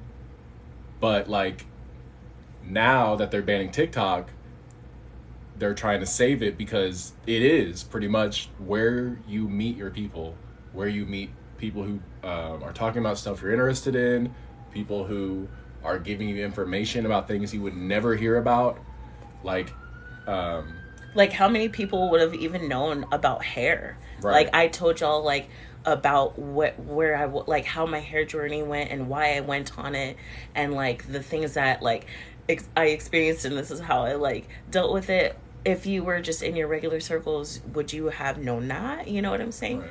What about like, have you seen a couple like us who is just deeply trying so hard to just be kind in the world? You know what I'm saying? And like be like, have you seen a good example of that? Have you seen an interracial couple who wasn't like weird and pick me or something? Like, you know what I'm saying? Like, you see what you see on TV, but have you seen it in real life? You know what I mean? Like, I feel like this is like the main reason why I'm so upset. I had someone who I thought was a friend totally just say some psychobabble about TikTok and like China and Russia, and I was like, what the fuck you think Facebook is doing? Like, they're literally doing the same thing. If you want to ban TikTok, you might as well ban them all. Uber Eats, Uber. Well, I mean, TikTok keeps people in echo chambers too, but like both the right and the left on TikTok are talking shit on the current government. They're talking shit about the senators, they're talking shit about the congressmen. They're Happy hemp. They're exposing the fuck out of things that politicians are doing that no one would ever hear about it, like on a state level, on a local level, cities, counties. They want to keep this is shit that like only old people who went to every city council meeting and showed up to court and stuff would know about back in the day. Also, guys, Happy Hemp is the friend I was talking about who comes over often, and we were talking about the ban earlier. But like, hi babe. The First Amendment has a part in it that says freedom of assembly. They put that in there because there was laws from the British government when the revolution started that no more than like 4 people could be together at any point because they didn't want people discussing shit, making plans, anything. And that's what they're doing right now with TikTok. We're talking about shit and they don't like what we're talking about and they need to stop us from talking about it. that should already be protected by what we did for the same exact reason back in the day, because the government was saying, "Hey, they sure don't want us. Y'all can't get together and talk about shit. So you're gonna go to jail if there's more than 4 or 5 of y'all or whatever in one place talking about shit." Exactly. But that doesn't apply to online, because it was written before that was even imagined. You know what I mean? So they're not infringing on our right to peacefully assemble, because to them, we're not assembling anywhere. We're just on the app. But we are assembled. Right. That's how people assemble now, online. But they're not going to change the amendments to reflect our current reality. Once again, that just brings me back to like what I was talking about in the beginning. Sorry, like they put a lot of like cooling and like stuff on my hair and like different braid gels, and it's like on my face, and I keep doing this. I'm sorry. Anyway, but like I was going to say, what was I about to say? Do you remember? No. Not in your brain. Oh, I was about to say, like, what we were talking about earlier is that they don't understand technology, and just like I was saying on the podcast, is like, you know, these older men keep dating these young kids, and these young, you know, not kids, but, you know, these young 20-year-olds, and these young 20-year-olds are the ones that are exposing them because they're going to their partners because they have them publicly listed, and they keep tagging them in photos and stuff. Like Not Con Jr. I love Not Con Jr., by the way. They do like the consensual doxing, you know, and it is really just that easy, and these old heads do not know, and it's so apparent that they don't know, and they don't even have the right questions to ask. They don't need to know. Like, I understand, but they're how can anybody see those videos and not be like, what the fuck, you know what I'm saying? They don't see them. That's what I'm saying. Yeah. It's like they're digging their own graves, and yet people who aren't on TikTok, aren't really on social media, that's all they're seeing. And so, like, but even still, how are those people like, what are these people talking about? Like, you know what I'm saying? Like, what do you mean you don't know? You need to know where my eyes are. So this filter that has sunglasses knows where to put the sunglasses. Why do you need to know where my eyes are? Bro. He bit me. But like, no, seriously, you know what I'm saying? Like, they're telling on themselves. People have been like so shocked at how dumb these questions are. If you're shocked by that, you've never watched them ask any corporate or scientific person about anything. And then they intend to make a buck off of it when they don't. They've always been just uninformed and dumb as shit about everything in every one of these hearings. And it's been going on for so long. The same people, these same old people 10 years ago were asking about broadband, really like dumb shit like, do I have to have a cord all the way from the station to my computer for it to work? Like shit like that. Like, remember I mentioned that girl earlier from... They've been made fun of before, and they have not even seen themselves being made fun of to be like, oh, I'm dumb? I should learn more about stuff before I ask dumb questions next time. They've never done that. They're not going to see all these videos. Okay. Shut up. They're going to keep being dumb. So the only thing that can change is getting them out. I love you. You're so beautiful. You all right, babe? You need a hug? No. You good? You need some water? I got water. He was kind of yelling in my ear. I'm sorry. I'm sorry. No, but I also just saw that same creator who did the cell phone story. Somebody was like, is there a 5G antenna in this phone? And she was like, can I ask why you don't want a 5G antenna? And he said because he didn't want Biden spying on him. And I was like, they're already spying on you. What the fuck? But anyway. They really think the most of that old man. But, okay, so now I mentioned a palate cleanser earlier. We should head back to. I've heard people say Yo, we're going to I've MySpace. seen that the new MySpace, like the mock space or MySpace or whatever. I'm thinking about it. I will. Does MySpace have video stuff? Or is it just your page? What if somebody needs to make an app that's like MySpace that we can do that? I don't know why MySpace hasn't just been like, yeah, we could play videos too. But you know what it does? You can embed videos. Yeah. So like you could post them to YouTube and then put the link to the YouTube in there, and then it does. There is a way to like code it so that it does autoplay. That's actually a pretty good idea. Like you autoplay your new video every day or something. Yeah. That's interesting. Did you see that video too? There's another one. All right, so really quick, I wanted to read. I don't know how active it is. I know. I did not want to give up my MySpace. I didn't really like Facebook because there were too many old people on it, even back then. And my brother made me feel kind of shitty about it because he was just like... Because, like, it was like you tell people about your life, right? Like, what are you doing right now? And then you would be like, is at lunch. Remember, like, Fernie is at lunch. You know what I'm saying? And my brother was like, nobody cares. And he made me feel really shitty about it. I think it's really funny that I basically ignored him all my life. And now I'm like, this is kind of what I have to for a living. This is me now. It's not a phase, Mom. It's not a phase, brother. I finally got on MySpace. Right when everyone left. I was like, okay, I'll make a MySpace. And now my friends were like, you heard of Facebook? I was like, another one? Fuck, dude. I just set up my MySpace. Oh, gosh. So, for a palate cleanser, y'all keep talking in the comment section.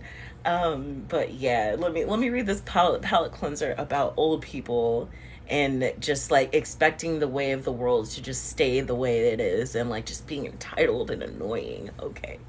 This one is from Petty Revenge. That hurt when I pushed it back like that. I guess like, God, my scalp.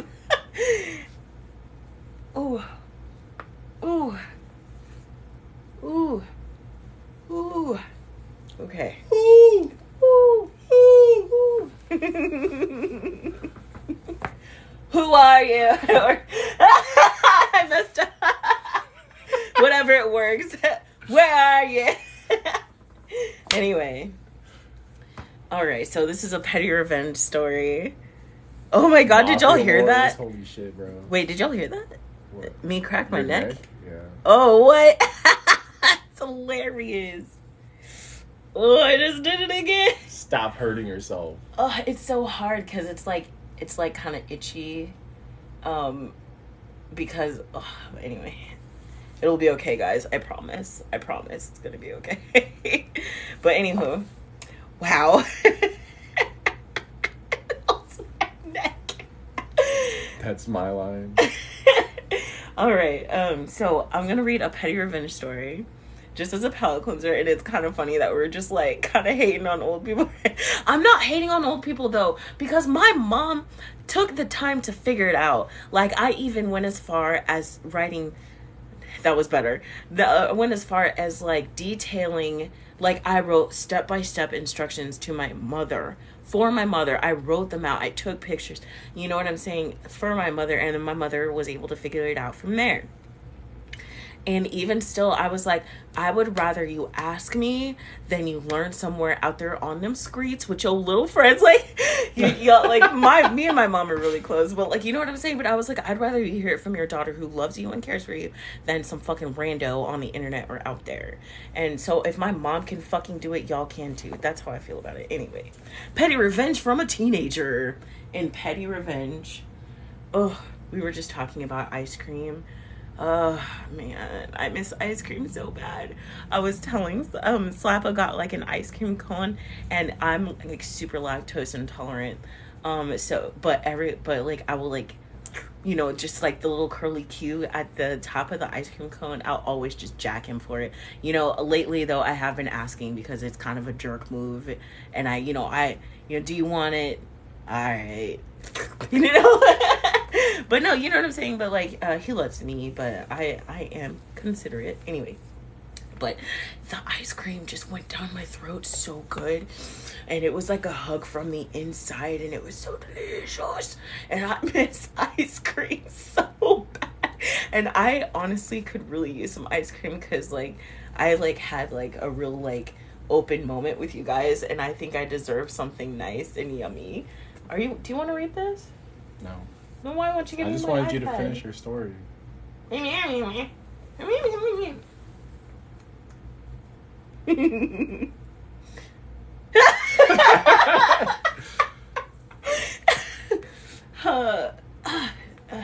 Okay, I need to adjust. Mm-hmm. Ooh. Ooh. Ooh, yeah. Oh, man. No, it needs to go the other way. Ooh, yeah. I can't have ice cream.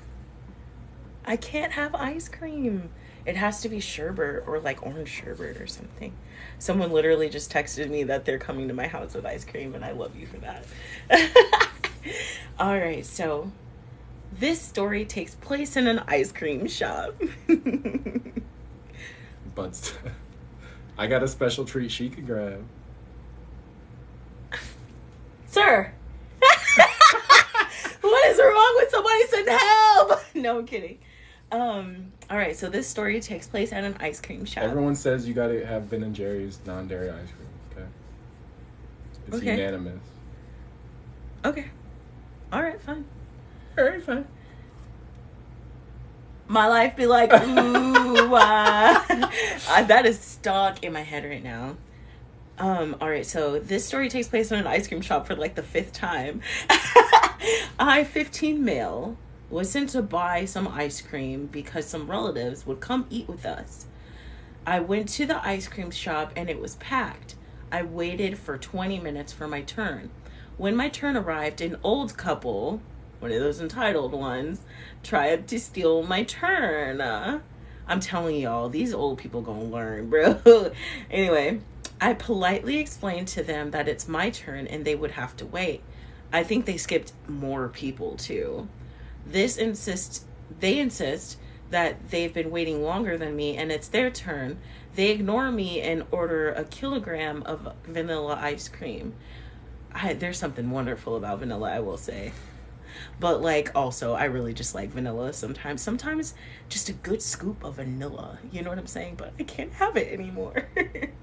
At the time, not much vanilla ice cream was left. So back to the conflict. A gentleman told the couple that it was indeed my turn and they needed to wait. Finally, they let me order. And guess what I did?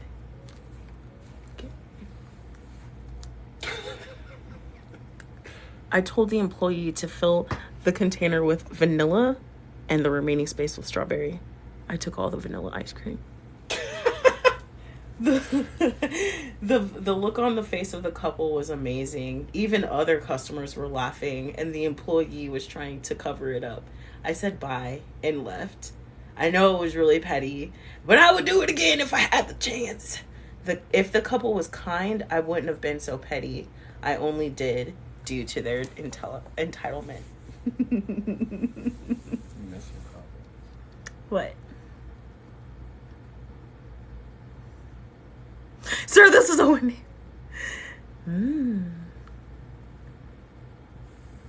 Answer your friend. Sherbet. Happy hemp. Orange sherbet. I was. I was making a joke about Slappa being very vanilla. He vanilla flavor. Oh no. I would have went into debt buying them out. I love I would have given ice cream to the other guys. Yeah. I think it's just beautiful, honestly. Like, and also at 15 years old.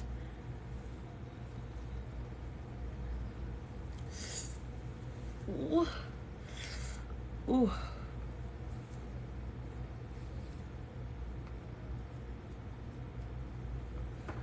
Orange sherbet.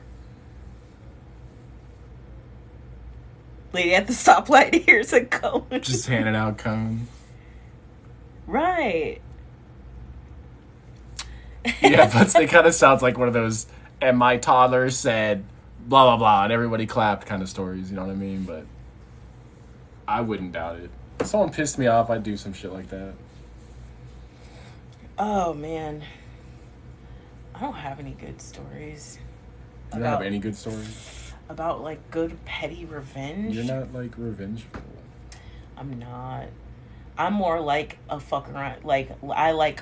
I am a true Aries. I like watching the chaos unfold. Like, you like immediate, like, napalm reaction, and if it's not immediate, you're, like, done.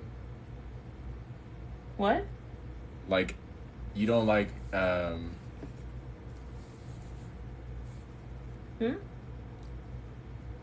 You're too impatient to, like, be vengeful.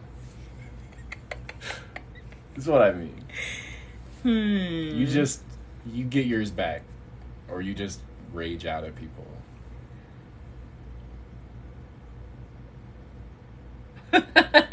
That's funny.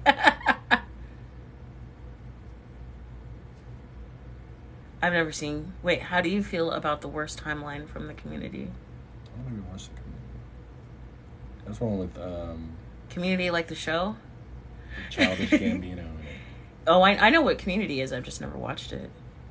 I wasn't sure if that's what they meant.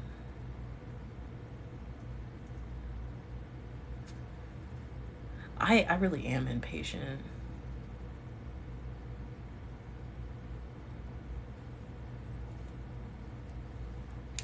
I blew... What?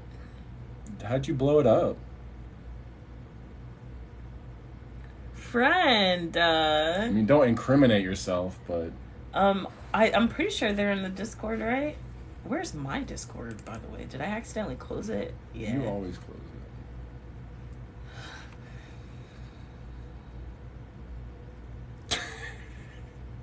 What? What are you doing? Yeah, they're in the Discord.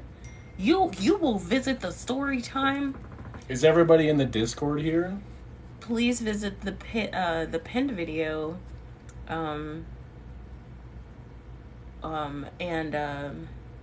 know you don't want to use Insta. Like, I know a lot of you don't want to. I'll figure out how to post it on YouTube somehow.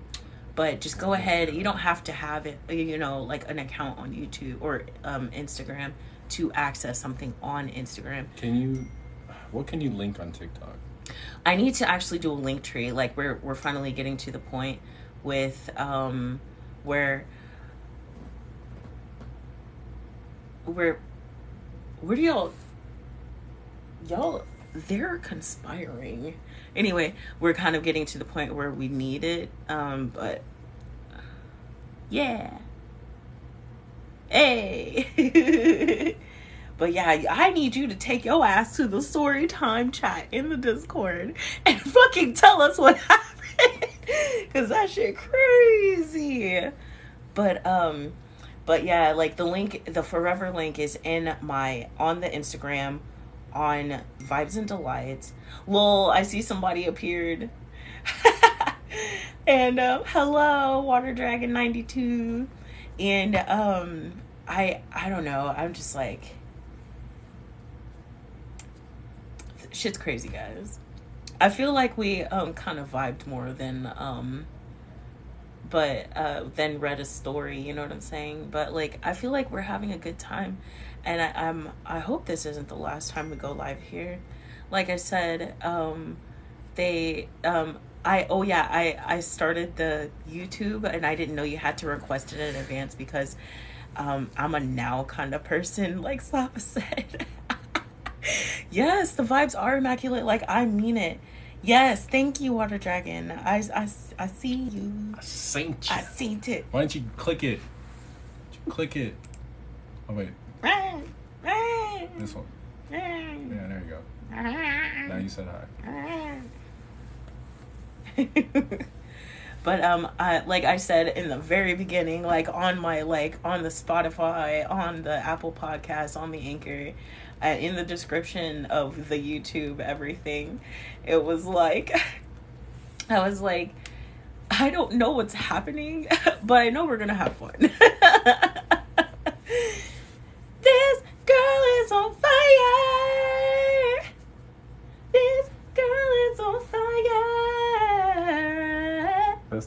for vibing. She's longing fire. I mean, probably just edibles after surgery.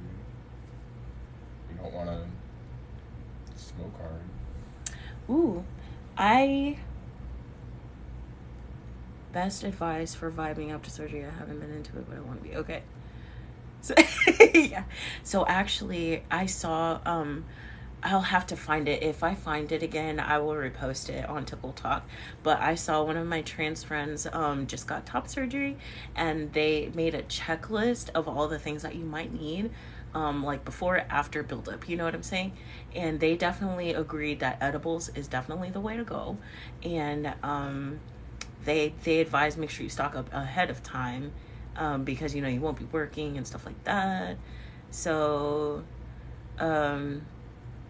They were just saying, though, that edibles is definitely the way to go to manage, because you can't smoke because your lungs, your chest, you don't want to shake some stuff.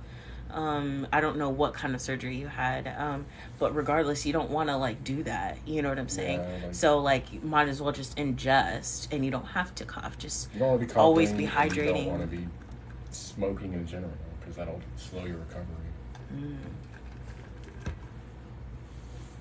I had nasal surgery, and that doesn't work.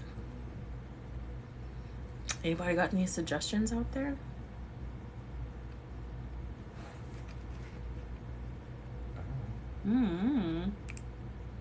Hi, Mia Pia. Sometimes just trying different edibles works. Ooh, congratulations. I just realized it kind of sunk in what you said. They're getting top surgery this year. Yay, I'm so happy. Vaping. Right, but... There's syrups, too, which there hit are way syrups. harder than edibles. Syrup, for sure. But I don't know, because, I don't know if it's, the same kind of thing where, it's after 10. I try not to go more than a couple hours, because I know Butt Stuff is their own person, and, stuff like that. But, vaping might not be okay because of the nasal surgery, you know what I'm saying? Yeah. But I think that's really interesting, though, because our friends make oils. I have friends who make oils. I have friends who make syrups. Obviously, my friends at Wyatt Perp, they do a little bit of column A, B, C, and D. You know what I'm saying? So, and they, give to the local shops around. You know what I'm saying? Yeah. Butt Stuff. Dude, for a long time, I couldn't say their name without laughing just so hard about it. Can I just... Butt Stuff 3 times fast. Butt Stuff, Butt Stuff, Butt Stuff. What's your favorite tongue twister? Sorry. That was so random. What's your favorite tongue twister? How much wood could a woodchuck chuck if a woodchuck could chuck wood? A woodchuck could chuck all the wood that a woodchuck could chuck could. I think that's my favorite one. And I don't even know if I said it right.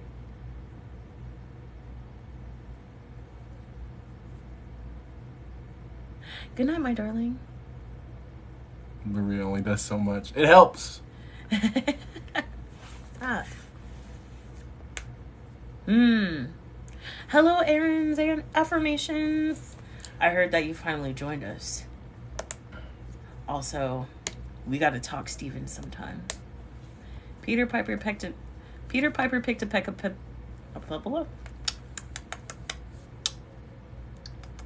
I'd say if you tried edibles, but you haven't tried a syrup, try the syrup. Or oil. Oils for cook. If edibles aren't working for you, it's probably a metabolism thing. You aren't metabolizing it quick enough for it to affect you. And you probably have to eat way too much for it to be worth it. Peter Piper picked a peck of Peter Piper picked a peck of pickled peppers. Peter Piper picked... Okay, how fast can I say it without messing up? Just Peter say Piper, it as a Letterkenny character and you won't fuck up. Letterkenny. I love that show. Peter Piper picked a peck of Peter Piper picked a peck of pickled peppers. Peter Piper picked a peck of pickled peppers. Peter Piper picked a peck of pickled peppers. Peter Piper... No, I can't do it. Peter Piper picked a peck of pickled peppers. Damn it. Almost. Peter Piper picked a peck of pickled peppers. It's hard. She sells seashells by the seashore. Yes. If Peter Piper picked a peck of pickled peppers, how many pickled peppers did Peter Piper pick? I think it's easier to say backwards than forwards.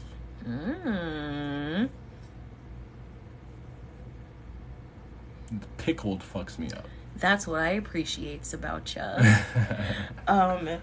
Yo, so I was gonna say though. If you can't smoke at all and have low tolerance, just eat half a gummy or something. Yeah. Or like you can't smoke for health reasons, or like you're not good at smoking. I think most of them are about 30, like each one. Like each gummy, it's like like they range 10 to 30. The little pack is right there. These are 10 each. You're not good at smoking, then you just got to get good at smoking. Like a bong with ice in it, or you can do a blunt and just take a little baby puff and then put it down. That's what I used to do. Like you can just hit a blunt and put it down, but you got to learn to roll then to make it so it's tight enough so when you put it down, it just kind of chills and you don't burn all your weed up. Also, the place, depending on where you live, there's a lot of places that those people are more than a little educated. Oh yeah. Like my friends over at White Perp, like they built this city on rock and roll.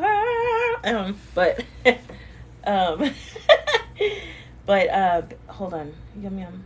They're talking. But what? Basically, I would just talk to him. Like even at that smoke shop that we went to one time in Shreveport. That old man was asking all these questions. It was so funny. But he was asking them. You know what I'm saying? Oh, what's this one? I'm not the fig plucker, nor the fig plucker's son, but I'll pluck figs till the fig plucker comes. I'm not the fig plucker, nor the fig plucker's son, but I'll pluck figs till the fig plucker... Ooh, they told us the story! Huh? Naughty Dream, are you still here? Is it okay for me to read it? Yeah. Always ask for consent. They were responding to somebody. You're crazy. I like it. Good job. Holy crap. All right, boo. Y'all want to hear a personal write-in that was just personally written? A live write-in? Yeah. It says, ooh, that sounds like fun! Please don't take my people away from me. We can literally sit here on Discord and read people's stories. Also, I'll tell you all one more story. Okay, so here's the story. Remember, my eyes. So here's the story. I was pregante with his kid, and we were living together, and I found out he was cheating. So I took an ice pick to his gas tank and made a trail of kerosene down the road and lit that shit on fire. And maybe he'll think the next time he cheats. How's that song go? Oh my god. I don't know all the words. You know what I was like, I let out the air in all four tires or something. Yeah. Maybe next time I'll think before he cheats or something like that.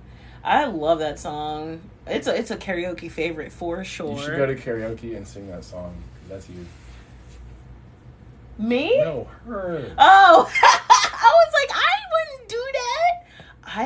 I have like dreams about doing something like that, but they always do right when you get pregante. I stuck my keys into the side of his pretty little soup to four-wheel drive. I like how everyone knows this song. Hell yeah. I love that song. That song is lit. I love y'all. Y'all make me so happy. Oh, do y'all want to hear? Oh yeah, I was gonna share the story and totally forgot. Oh, it's Miranda Lambert, isn't it? Who is it? I don't know. Somebody tell him. I only hear it at karaoke, so that's who I know who sings it. Just karaoke people. Well, somebody put it in the music chat. Right. So, you know what's funny? When we drive from Dallas to Shreveport, we drive through Tyler. That's how I know I'm halfway home, right? It's country. Carrie Underwood. Miranda Lambert is from Tyler, and there's like a big billboard that says that this is her hometown, her hometown. And I'm just like, I wonder if she even comes here anymore. She don't ever come back. Yeah. No, it's country. It's like, okay, listen, I am someone who dabbles in all sorts of music, right? But one thing I've always adored about country, like I can't listen to it all the fucking time, right? But one thing I've always enjoyed is the stories. They be telling them stories, dog. Or they just like, there's like this song,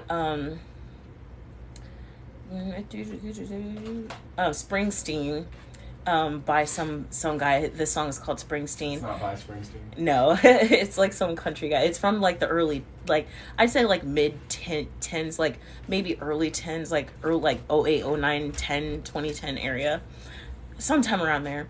And I was like kind of starting to like it was, I remember it being like summer, and it's essentially a song about like a good summer day and like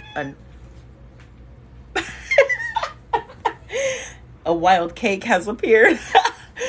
But he's just expressing like a good day. Like it was a good day. And I just liked hearing his good day. You know what I mean? That song, Carrie Underwood. Yes. But like that song to me is like so fucking hilarious to me. You know what I'm saying? Because he shouldn't have cheated. You know what I'm saying? He fucked around and absolutely found. The more you fuck around, the more you find out. You know what I'm saying? And so like I've always enjoyed country just because I like listening to the stories. I don't necessarily like a lot of newer country though. It's every once in a while, like, oh, you catch a banger, but not really. Yo, yeah, I love stories or songs that have good stories. Like even The Lighthouse's Tale, which is such a tragic song. It's like that music, it's like folksy music though. Like that song is tragic. It's about like two people falling in love, and then the wife ends up like passing away when a ship like sank, and then he just jumped off the lighthouse.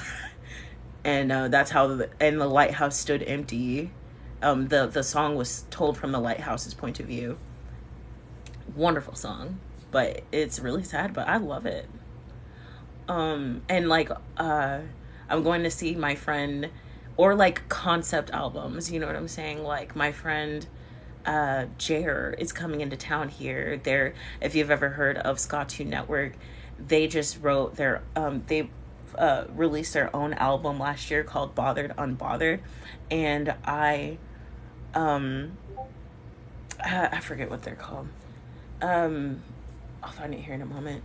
But like essentially the whole album is an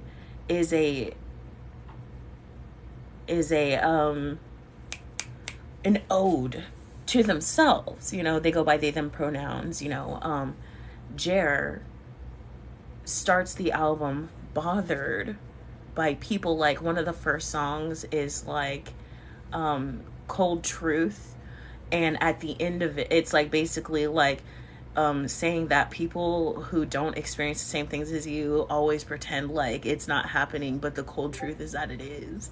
Systemic racism exists and stuff like that.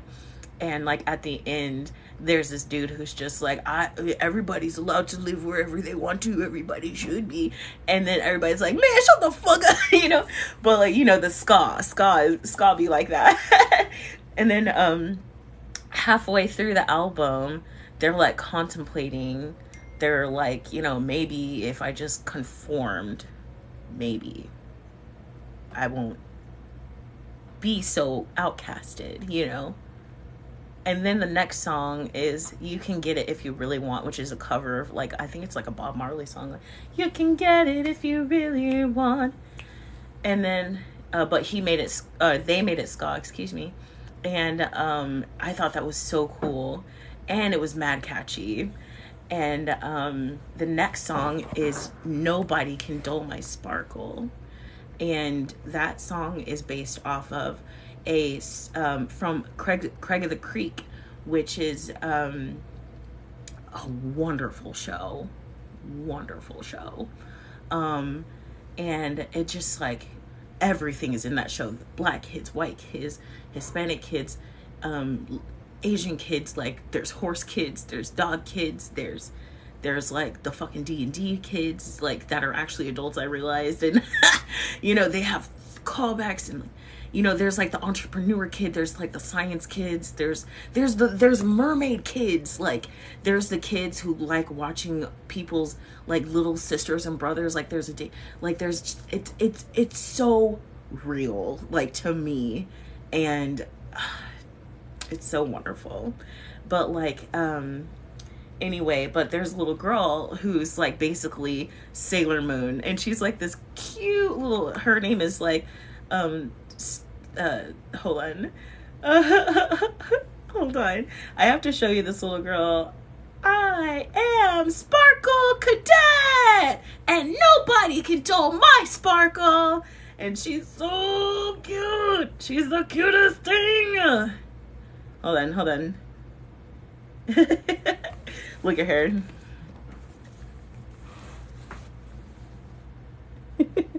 She's so cute.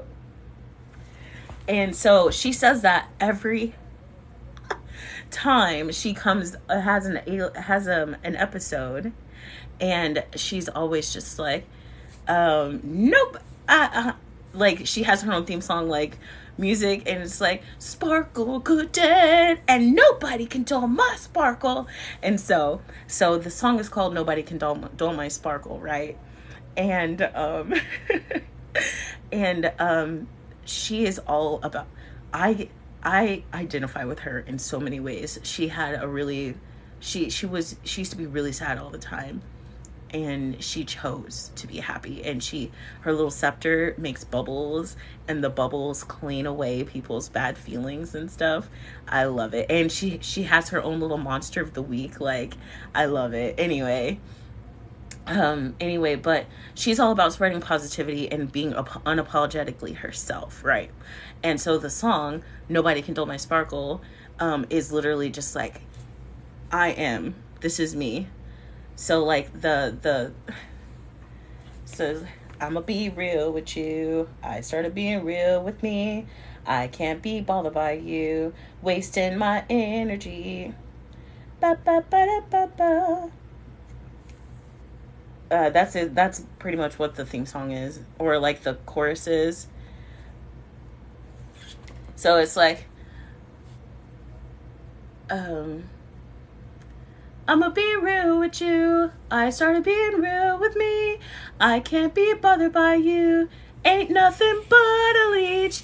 Got better things to do. Better places to be. I can't be bothered by you. Wasting my energy. Oh yeah. Can't be bothered by you. I can't be bothered by you. I didn't breathe, so it kind of like went up. Anyway, but like, that is such a perfect meaning. Like, that meaning is incredible. And then the next song is Unbothered, and it's just like, basically just like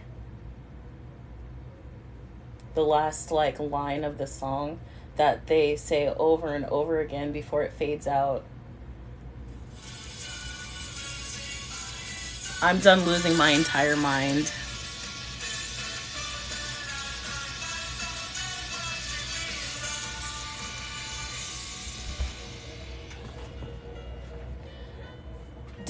Like, basically, I'm done losing my mind.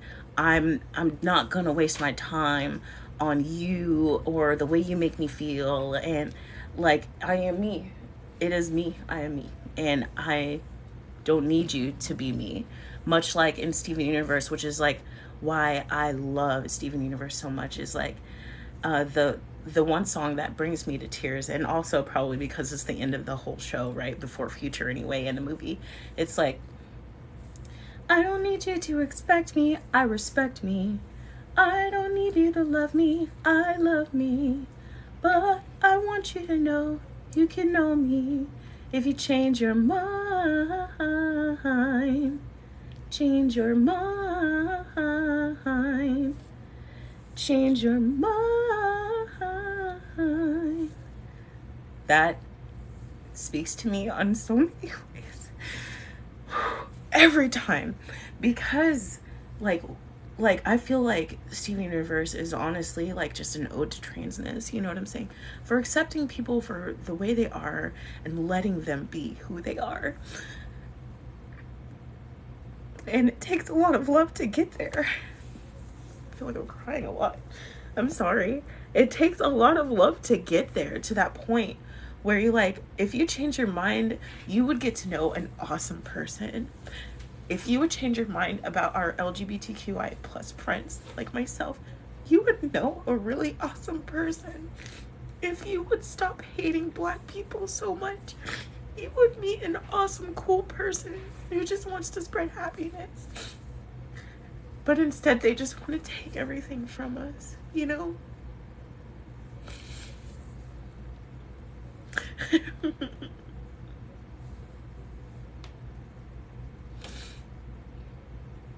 But yeah, I'm sorry.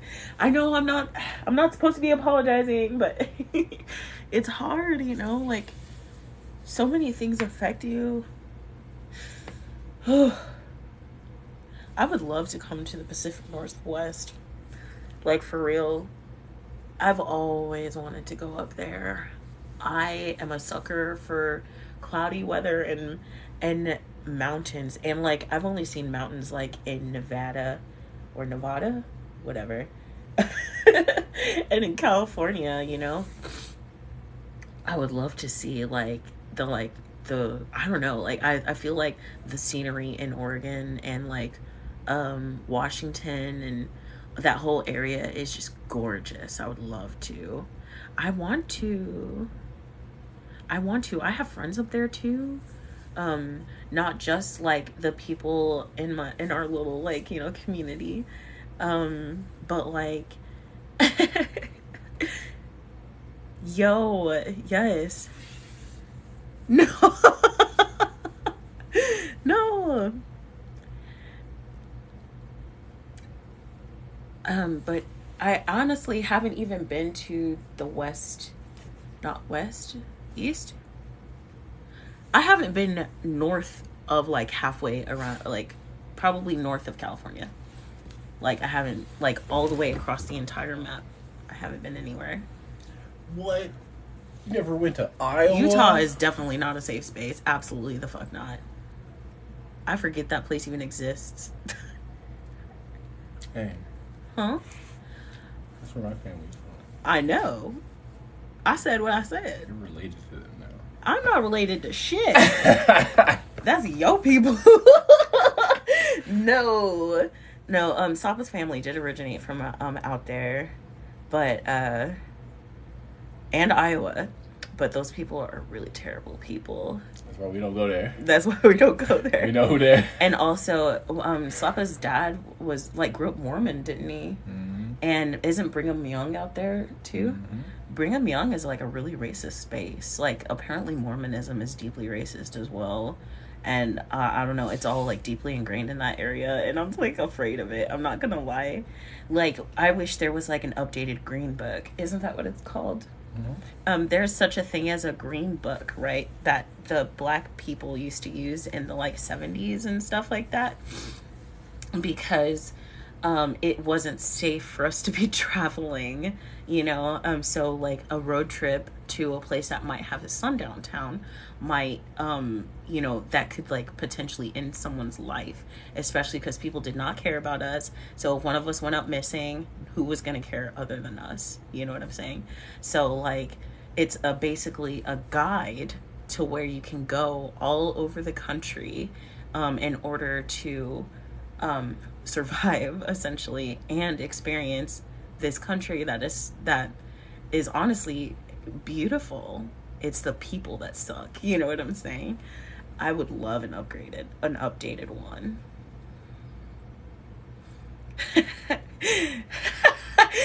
I'm sorry. That whole woke situation are hilarious. Okay, I'm probably gonna I know Butt Stuff.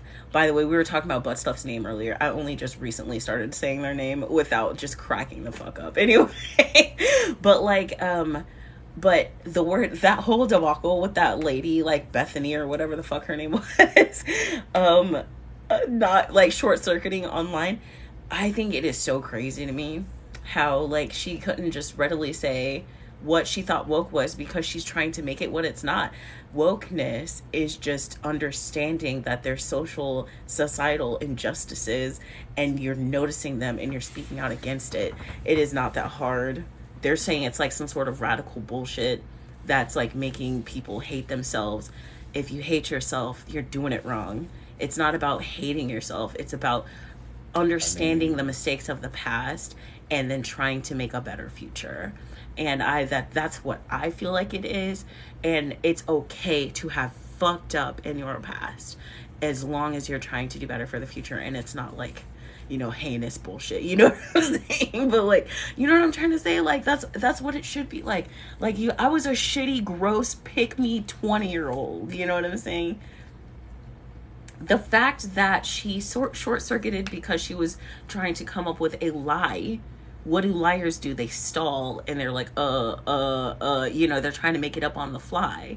And I don't doubt that she has some bullshit that she knows, but it's the fact that instead of just owning up to the fact that she had a moment or something on live TV, she blamed the host. She threw a black woman under the bus.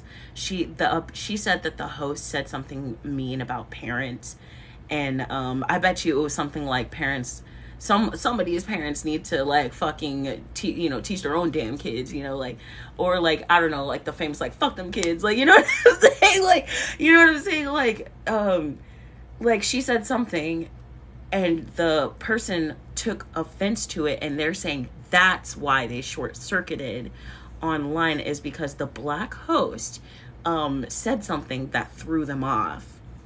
You could have, but what's even worse, the host was like, I didn't mean this as a gotcha moment. This lady has written a book about wokeness. How the fuck you don't know what your own book says? But anyway, she didn't write it. She's just a parrot or something. She probably just put her fucking name on it. But anyway, the host even tried to save face for her, and she still threw her under the bus. And then they were like, man, the only thing that's left is she needs to cry about it. The next thing you know, an article comes out talking about how she was crying. Her kids have never seen her cry like that. Her husband's never seen her cry like that. She's not a crier, and yet she was crying. And now everybody's like, y'all were mean to her on the internet. Okay. And wow, snowflake. Right. But even still, wow, bitch, because like a fucking a daycare person called me the N-word when I was like 5. Okay. You don't cry on the air on some made up bullshit that you put yourself in. The aggressive slur. But anyway, that shit was crazy. Ugh, just crazy. Oh, and one more thing, guys, before I let you all go, I have an ask. I need somebody to make me a custom cup, okay? Like the rainbow cup that I usually use has been retired. The paint was peeling off of it. It was disgusting, but so cute. I kept trying to turn the like letters away. It just got to be too much, and then it got sticky. We ran it through, and I guess the paint just really started to just fuck off. We put it through the dishwasher, and it got sticky and weird, and it just started coming apart. I commissioned one.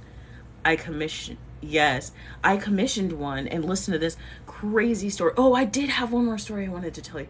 I was going to make it into a TikTok anyway. It's about Clydesdale horses. If Butt Stuff is willing to hang around for a little longer while I tell this story, I'm more than happy to, but I am more concerned about taking up their Saturday. But, oh yeah, but like, I commissioned a tumbler because I knew it was almost time, you know, like this thing's kind of getting old and stuff like that. Tell me, I wanted it black, like Godzilla colors. Like I used to have like this really pretty shade of teal in my hair and black. So I wanted like a ombre teal to black with my like socials on all around it, glittery, you know what I'm saying? And like the my flag, you know, my pan flag, maybe Slappa's flag on here, and or just like a general rainbow with a butterfly and Godzilla, like maybe like on a cityscape. I think they made it for me where it was like a green sky to a black, and that was going to be city, and there was just going to be a Godzilla like terrorizing, and all my socials just listed all around it. But that person got into a horrific car accident, and they broke their neck. So like why are you manhandling my cat? Anyway, but they broke their neck, and then in some sort of car accident. And I was like, oh my gosh, like I just, you know, reached out for a reset. Yeah, Keki's okay, and she's mad at daddy for leaving her outside. Like we have this really cute closed in patio, and she likes hanging out and out there. I guess she left him out. He left her out there. Anyway, but she broke her neck. The person who was making the cup for me broke her neck, and I just like inquired about it like a month later or something, and I was like, hey, sorry, hey, can I get an ETA on the cup? No worries. You know what I'm saying? I just would like to know. And they told me that, and I was like, yo, fuck me and my cup. You know what I'm saying? Heal your body. Heal your body, okay? Like, it is cool. Like, heal your body. But I still do want a custom cup that has, like, my socials on it and stuff like that. So, I have an ask. Somebody find me somebody who can get me a really cool custom cup. I am willing to pay for it, okay? I'm not one of those people who's just like, give me a free cup. No. Please tell me who I can support, who can make me this cup in a timely manner. Anywho. All right, so I did have, Butt Stuff says that they're willing to hang out for just a little longer, so I'll tell you a personal story. So... I somehow ended up on Horse Girl TikTok. Somehow. The algorithm just brought you there. When I tell you that if I didn't know for a fact that I knew I liked men, I'm pretty sure I'd be a lesbian. Like, I mean it. Like I was absolutely watching for all the wrong reasons. I was definitely lurking. I'm so sorry, guys. But they look so beautiful on their horses. Women are so beautiful. Femme presenting people, like people just in general are just absolutely glorious. Like, I just love the way they ride the horses. Like, oh my gosh. Anyway. Yes, I love women. Oh my God. All right, so, but it made me think about this, but I somehow I like got onto Clydesdales specifically. Somebody's here. I somehow got on to Clydesdales, and then I started looking at the Budweiser horses and stuff, and then one of them like reared up, and I was like, oh, unlocked memory, like, you know what I'm saying? And so I'm going to tell you guys a story. So, so a time upon a once, my mom, my parents built a house in like '05. I was like 15 years old, and they built a house up in Aubrey, Texas. So if you're familiar with Dallas DFW, so about 30 minutes east of Denton, or 40 minutes west of McKinney, there's like Aubrey, and they're building the fuck out of that whole university. That's 380. That's what it's called. Well, one of those neighborhoods is called Savannah, and it's like real Southern style Georgia houses. You know what I'm saying, like that. And please close the door.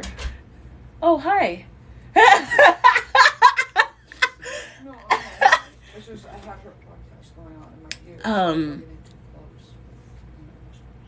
They brought me ice cream.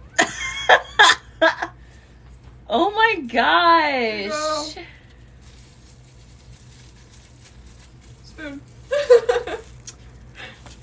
Ice cream. Thank you. What you doing? Chocolate. I asked for what they had. Oh my god. They didn't have that. So. I love you. I love you too. I hopped on at the perfect time. Oh my gosh. So big. Sherbert. No, you were saying. Sherbert. Sherbert. Sherbert. Sherbert. Herbert or Sherbert? Hello. This is Happy Hemp. She mad. Hi. I heard her request. Wow. Not trying to interrupt. No, you're good. I was just telling the story about this Clydesdale that was scary. Anywho, so my parents built a house in this up and coming neighborhood, and this neighborhood didn't even have stop signs or speed signs yet. My mom was on the safety committee. Thank you. Yes. So good. My mom was volunteered to be the head of the safety committee. So we got to choose the signs. We got to make sure we got to make contact with the police and fire. Yeah, I know. But like, still, you know, it was kind of cool to experience as a kid watching something from the ground up. And I was my mom's like helper every step of the way. Like, obviously, because I knew technology better, I knew how to find phone numbers and call people and all sorts of things. Well, the first Christmas that we spent there, we all the like committees came together, and all the committees came together and decided to throw this really cool Christmas festival. They had Christmas, like, this place is mad swanky. Like, I'll pull up a picture. If you could help me out really quick, just type here Savannah DFW.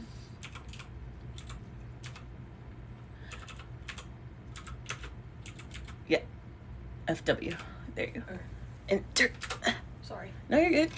So look, so this place was huge, and it had like game rooms and giant fucking here, look, flip camera.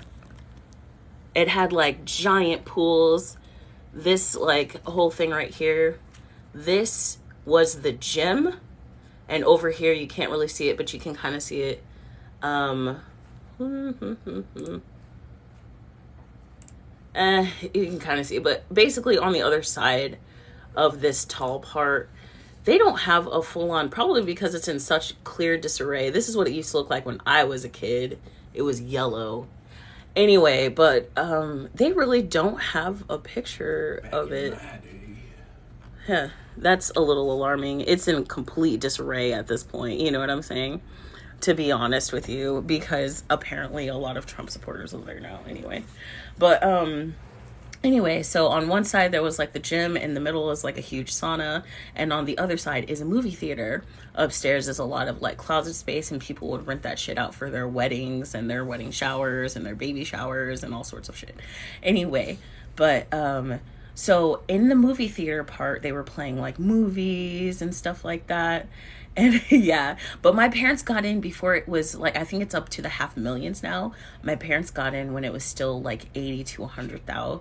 And I know that's like, but that's a lot less than 500,000. You know what I'm saying? So like, but it was a wonderful place. I mean, at first, before they started letting all the chaos happen. But anyway, so all the committees came together, and then like they put on movies. There was like cotton candy machines. There was like actually an actual kitchen there, like an actual like remember your school had like the school ran deli area where the kids cooked in the back and stuff like that. You know, there was a place that you could actually rent and make food. You know what I'm saying? And like they had like it was a kitchen like at a restaurant.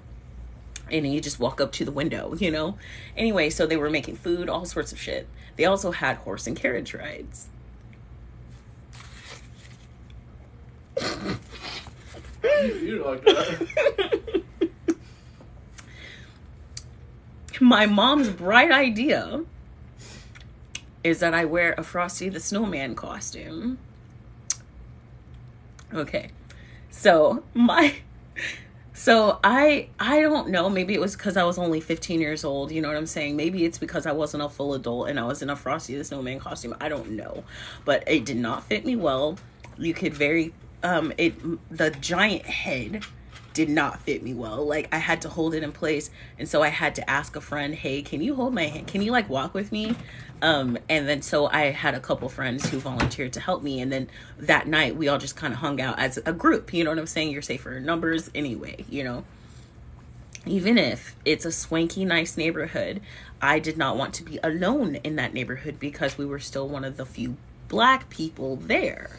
We were one of the first people on our street. I watched our entire neighborhood get built. Anyway, but so I'm Frosty the Snowman. My friends are helping me walk around, and then we just encounter some small children. And like less than 10 years old. I'm like 15 with my friends. And one of them, they're just like, hey, you're a girl. You're a girl. And I was like, because you know you're not supposed to talk. And I didn't say anything. I was just like, and they kept following me around and being like, I know you're a girl. You're a girl. You're not an adult. You're a teenager. You're a girl. I see your boobs. They were like, I see your boobs, dude. And then they punched me in the boob. And I was like, enough. And I was like, I'm done. So me and my friends go and we try go looking for my mom. My mom is inside, you know, mingling with my family and shit like that, you know, and the other people, and you know, it's like a meet and greet. You're meeting your neighbors and stuff, and people. So I come up to my mom. I'm in tears, and I'm just like, "Mommy, can we please talk?" And we, you know, go off to where some people can't see me rip off my frosty head. Oh no, I'm sorry. Well, like, hold on, I skipped ahead, but. So I'm like, they hit me in the boob, and I'm like, fuck, I'm done. Fuck this. So I'm trying to find my mom. She's inside, it turns out. So I'm making my way inside. This is before I even got to my mother. The horse carriages just came back. I'm in a Frosty suit, and I'm really upset. And my friend is trying to help me get to my mother. So the horse carriages come up, and I was like, oh shit, I don't want to scare these horses because they are huge Clydesdales, massive ones, like beautiful creatures, huge and scary creatures, you know, like, I don't know, like, I might have like megalophobia, like they're huge. Like, anyway, so I'm trying to give them a wide berth, but there's a long line of people. It's a long queue of people. And when they came up, I had no way to get around them. They were in a roped off like line, right? So, I got closer and closer to these horses. I'm trying to stay close, and I'm like mentally in my mind, like mentally, like in my mind, mentally, trying to like not scare these horses. I'm like, I'm a friend. I'm okay. I'm not going to hurt you. I would be scared of me too, but I am a friend. I was trying to convey peace, but you know, I was scared, bro. They were really big horses, dog. And so it happens. One starts shifting around. it rears up and I fucking ripped my head off. That's what I like what said I went to go. I ripped my head off and I went to my mother. I ripped my fucking head off and I jetted, dog. I was out of here, bro. I was out of there. I fucking did not care. I was like, Psh, get the fuck out. I'm scared. You know what I'm saying? And I find my mom and I was like, Mommy, can't you please? I'm scared. Please. I don't want to be Frosty anymore. This kid hit me in the boob. The horses are afraid of me. Like, I'm scared, you know? And like, one of the dads who was also on the safety committee was like, it's cool. I got it. If you change out of the suit, I'll put it on. And so I did, right? And I was like, thank you so much. And then, so he ends up spooking the horses too, but he didn't jet like I did. Probably because he's seen horses before. Like, I think that was my really real first time being that close to a horse. And I'm not saying I was very close to them. Maybe like, maybe 10, 15, 20 feet away, you know, from them. But I was entirely too close to them for their comfort, you know, obviously, because they reared the fuck up. Then later later on, the guy who volunteered, I guess him and my mom got to talking. He was, you know, now that I'm thinking about it, it's a little frustrating to me, but he asked my mom, since I did a favor for your daughter, can you do a favor for me? Rude, first of all, because we were supposed to be doing shifts anyway, but it was just going to be us teenagers, right? But he stepped in to help. And I was like, you know, before we, you know, my shift was up, that's why I went to my mom. I was like, I just can't fucking do this. I'm scared, you know? And he stepped in.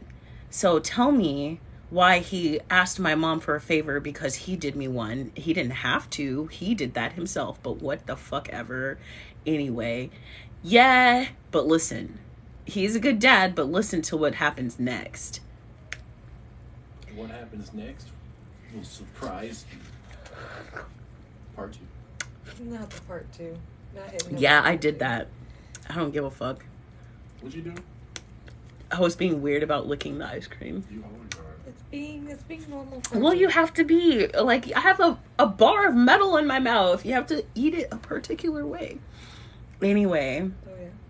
So, this guy asked my mom for a favor, and I would have done it anyway. Like I said, I've said countless times, I was a pretty good kid. It was a little bit of, you know, speak when spoken to kind of thing, but generally, I was okay. You know, I was a pretty good kid. I asked for... I was very privileged, obviously, you know what I'm saying? Like, if anything I wanted, I could have had it, you know what I'm saying? I just didn't ask for anything, because I didn't need anything, you know? Anyway, but, like, so I babysit for his kids. I've only met the one child. I didn't know they had a newborn. Listen. So their 7-year-old is so sweet, so helpful, and so nice to me. And she asked me about like high school and stuff, and I was just like, yeah, it's cool. You just protect yourself, you know, don't let anybody push you around, like be your own person, you know. I've always been on this shit, guys, like always. People even like who find me now, like from back then, they're like, Fernie, you haven't changed a bit. Yeah, bitch been on that cool shit, and y'all wouldn't, what y'all know about that cool shit? Like, I've been like this the whole time. Anyway, but like, I'm glad y'all caught up to the party. Like, but like, so me and this little girl, she's trying to help me with her little brother, who's like, not even 6 months old, like can't be. It was a baby. And right. So she's like, I do have to go to bed. I thought that they were supposed to be home at like 10. They weren't there. So this little kid keeps like waking up. I don't know if he's hungry. She suggested he was hungry, so we made a bottle together, you know what I'm saying? And he just wouldn't go to sleep until I just picked him up and just sat down in the rocker. And I was like, hey, I think I've got it. You know, to this 7-year-old. I am 15 years old to this 7-year-old, okay? And I was like, hey, I think I have to stay here. Like, I have to stay here with him on my chest, rocking him. Do you think you'll be okay to go to bed, like on your own? And she was like, yeah, I'll be fine. And I'll just read a book until I go to bed. And I was like, sweet. No, they didn't. They did not. No. They said he was sleeping and he should sleep through the night. That's what they fucking said. But I literally spent the whole night with that baby. That's probably why I had a hard time with my own children, if I'm being honest with you. But my kids weren't really like this. My kids were so much easier. But I guess maybe it was like a maternal instinct in me. Like maybe I was always meant to be a mom. I don't know. But like it was like nothing for me. I just sat there, and I fell asleep with him in that chair. They came in at like 1 a.m. It was a school night. I had to go to school the next day, and they didn't come home until 1. And then at least he didn't make me walk home. You know what I'm saying? Like, he took me home, but they were drunk. So he was driving drunk with a teenager in his car after coming home like 5 hours late. 11, 12, 1, 3 hours late. But you know what I'm saying? Like, it was fucked up. I never forgave that dude. And my mom, my mom lit into him. And I mean, we remained amicable because, we were all on the safety committee together, and I was the IT kid. But like, I mean, I was never impolite. He was never impolite to me, but you can tell that it wasn't okay anymore because they never asked me to do it again. And but yeah, that's like the Clydesdale story. And also that dude who saved me ended up wanting to use me and then fucking took mad advantage. Yeah, I ended up sleeping with that baby until 1 a.m. when they woke me up and then said it's time to go home. But all right, that was like perfect timing. It's almost 11, which is what I was like aiming for. Anyway, join the Discord, guys. Yeah, no, that dude was fucking. I'm not gonna wish ill on anybody, but I hope he didn't take advantage of someone else like that, again. And I hope that little girl's okay, now I think about it, that little 7-year-old. That was in 2005. They should be an adult now. So, okay, so this is a small question ever since you pulled that up. When did you move out of that area? So, Happy Hemp asked a question. They asked when did I move away from Aubrey, which is essentially the town it's in. I mean, Savannah is big enough now. It's got like over 30, I think it's like 50,000 people now. It's its own place, but like, in 2005 is when we moved there. We built a house in 2004. I moved there in 2005. I moved out and with my ex in 2009, 8 or 9. And we moved up the road. He actually lived maybe about 15 minutes away from my parents in this town called Salina, and which is kind of close to Prosper.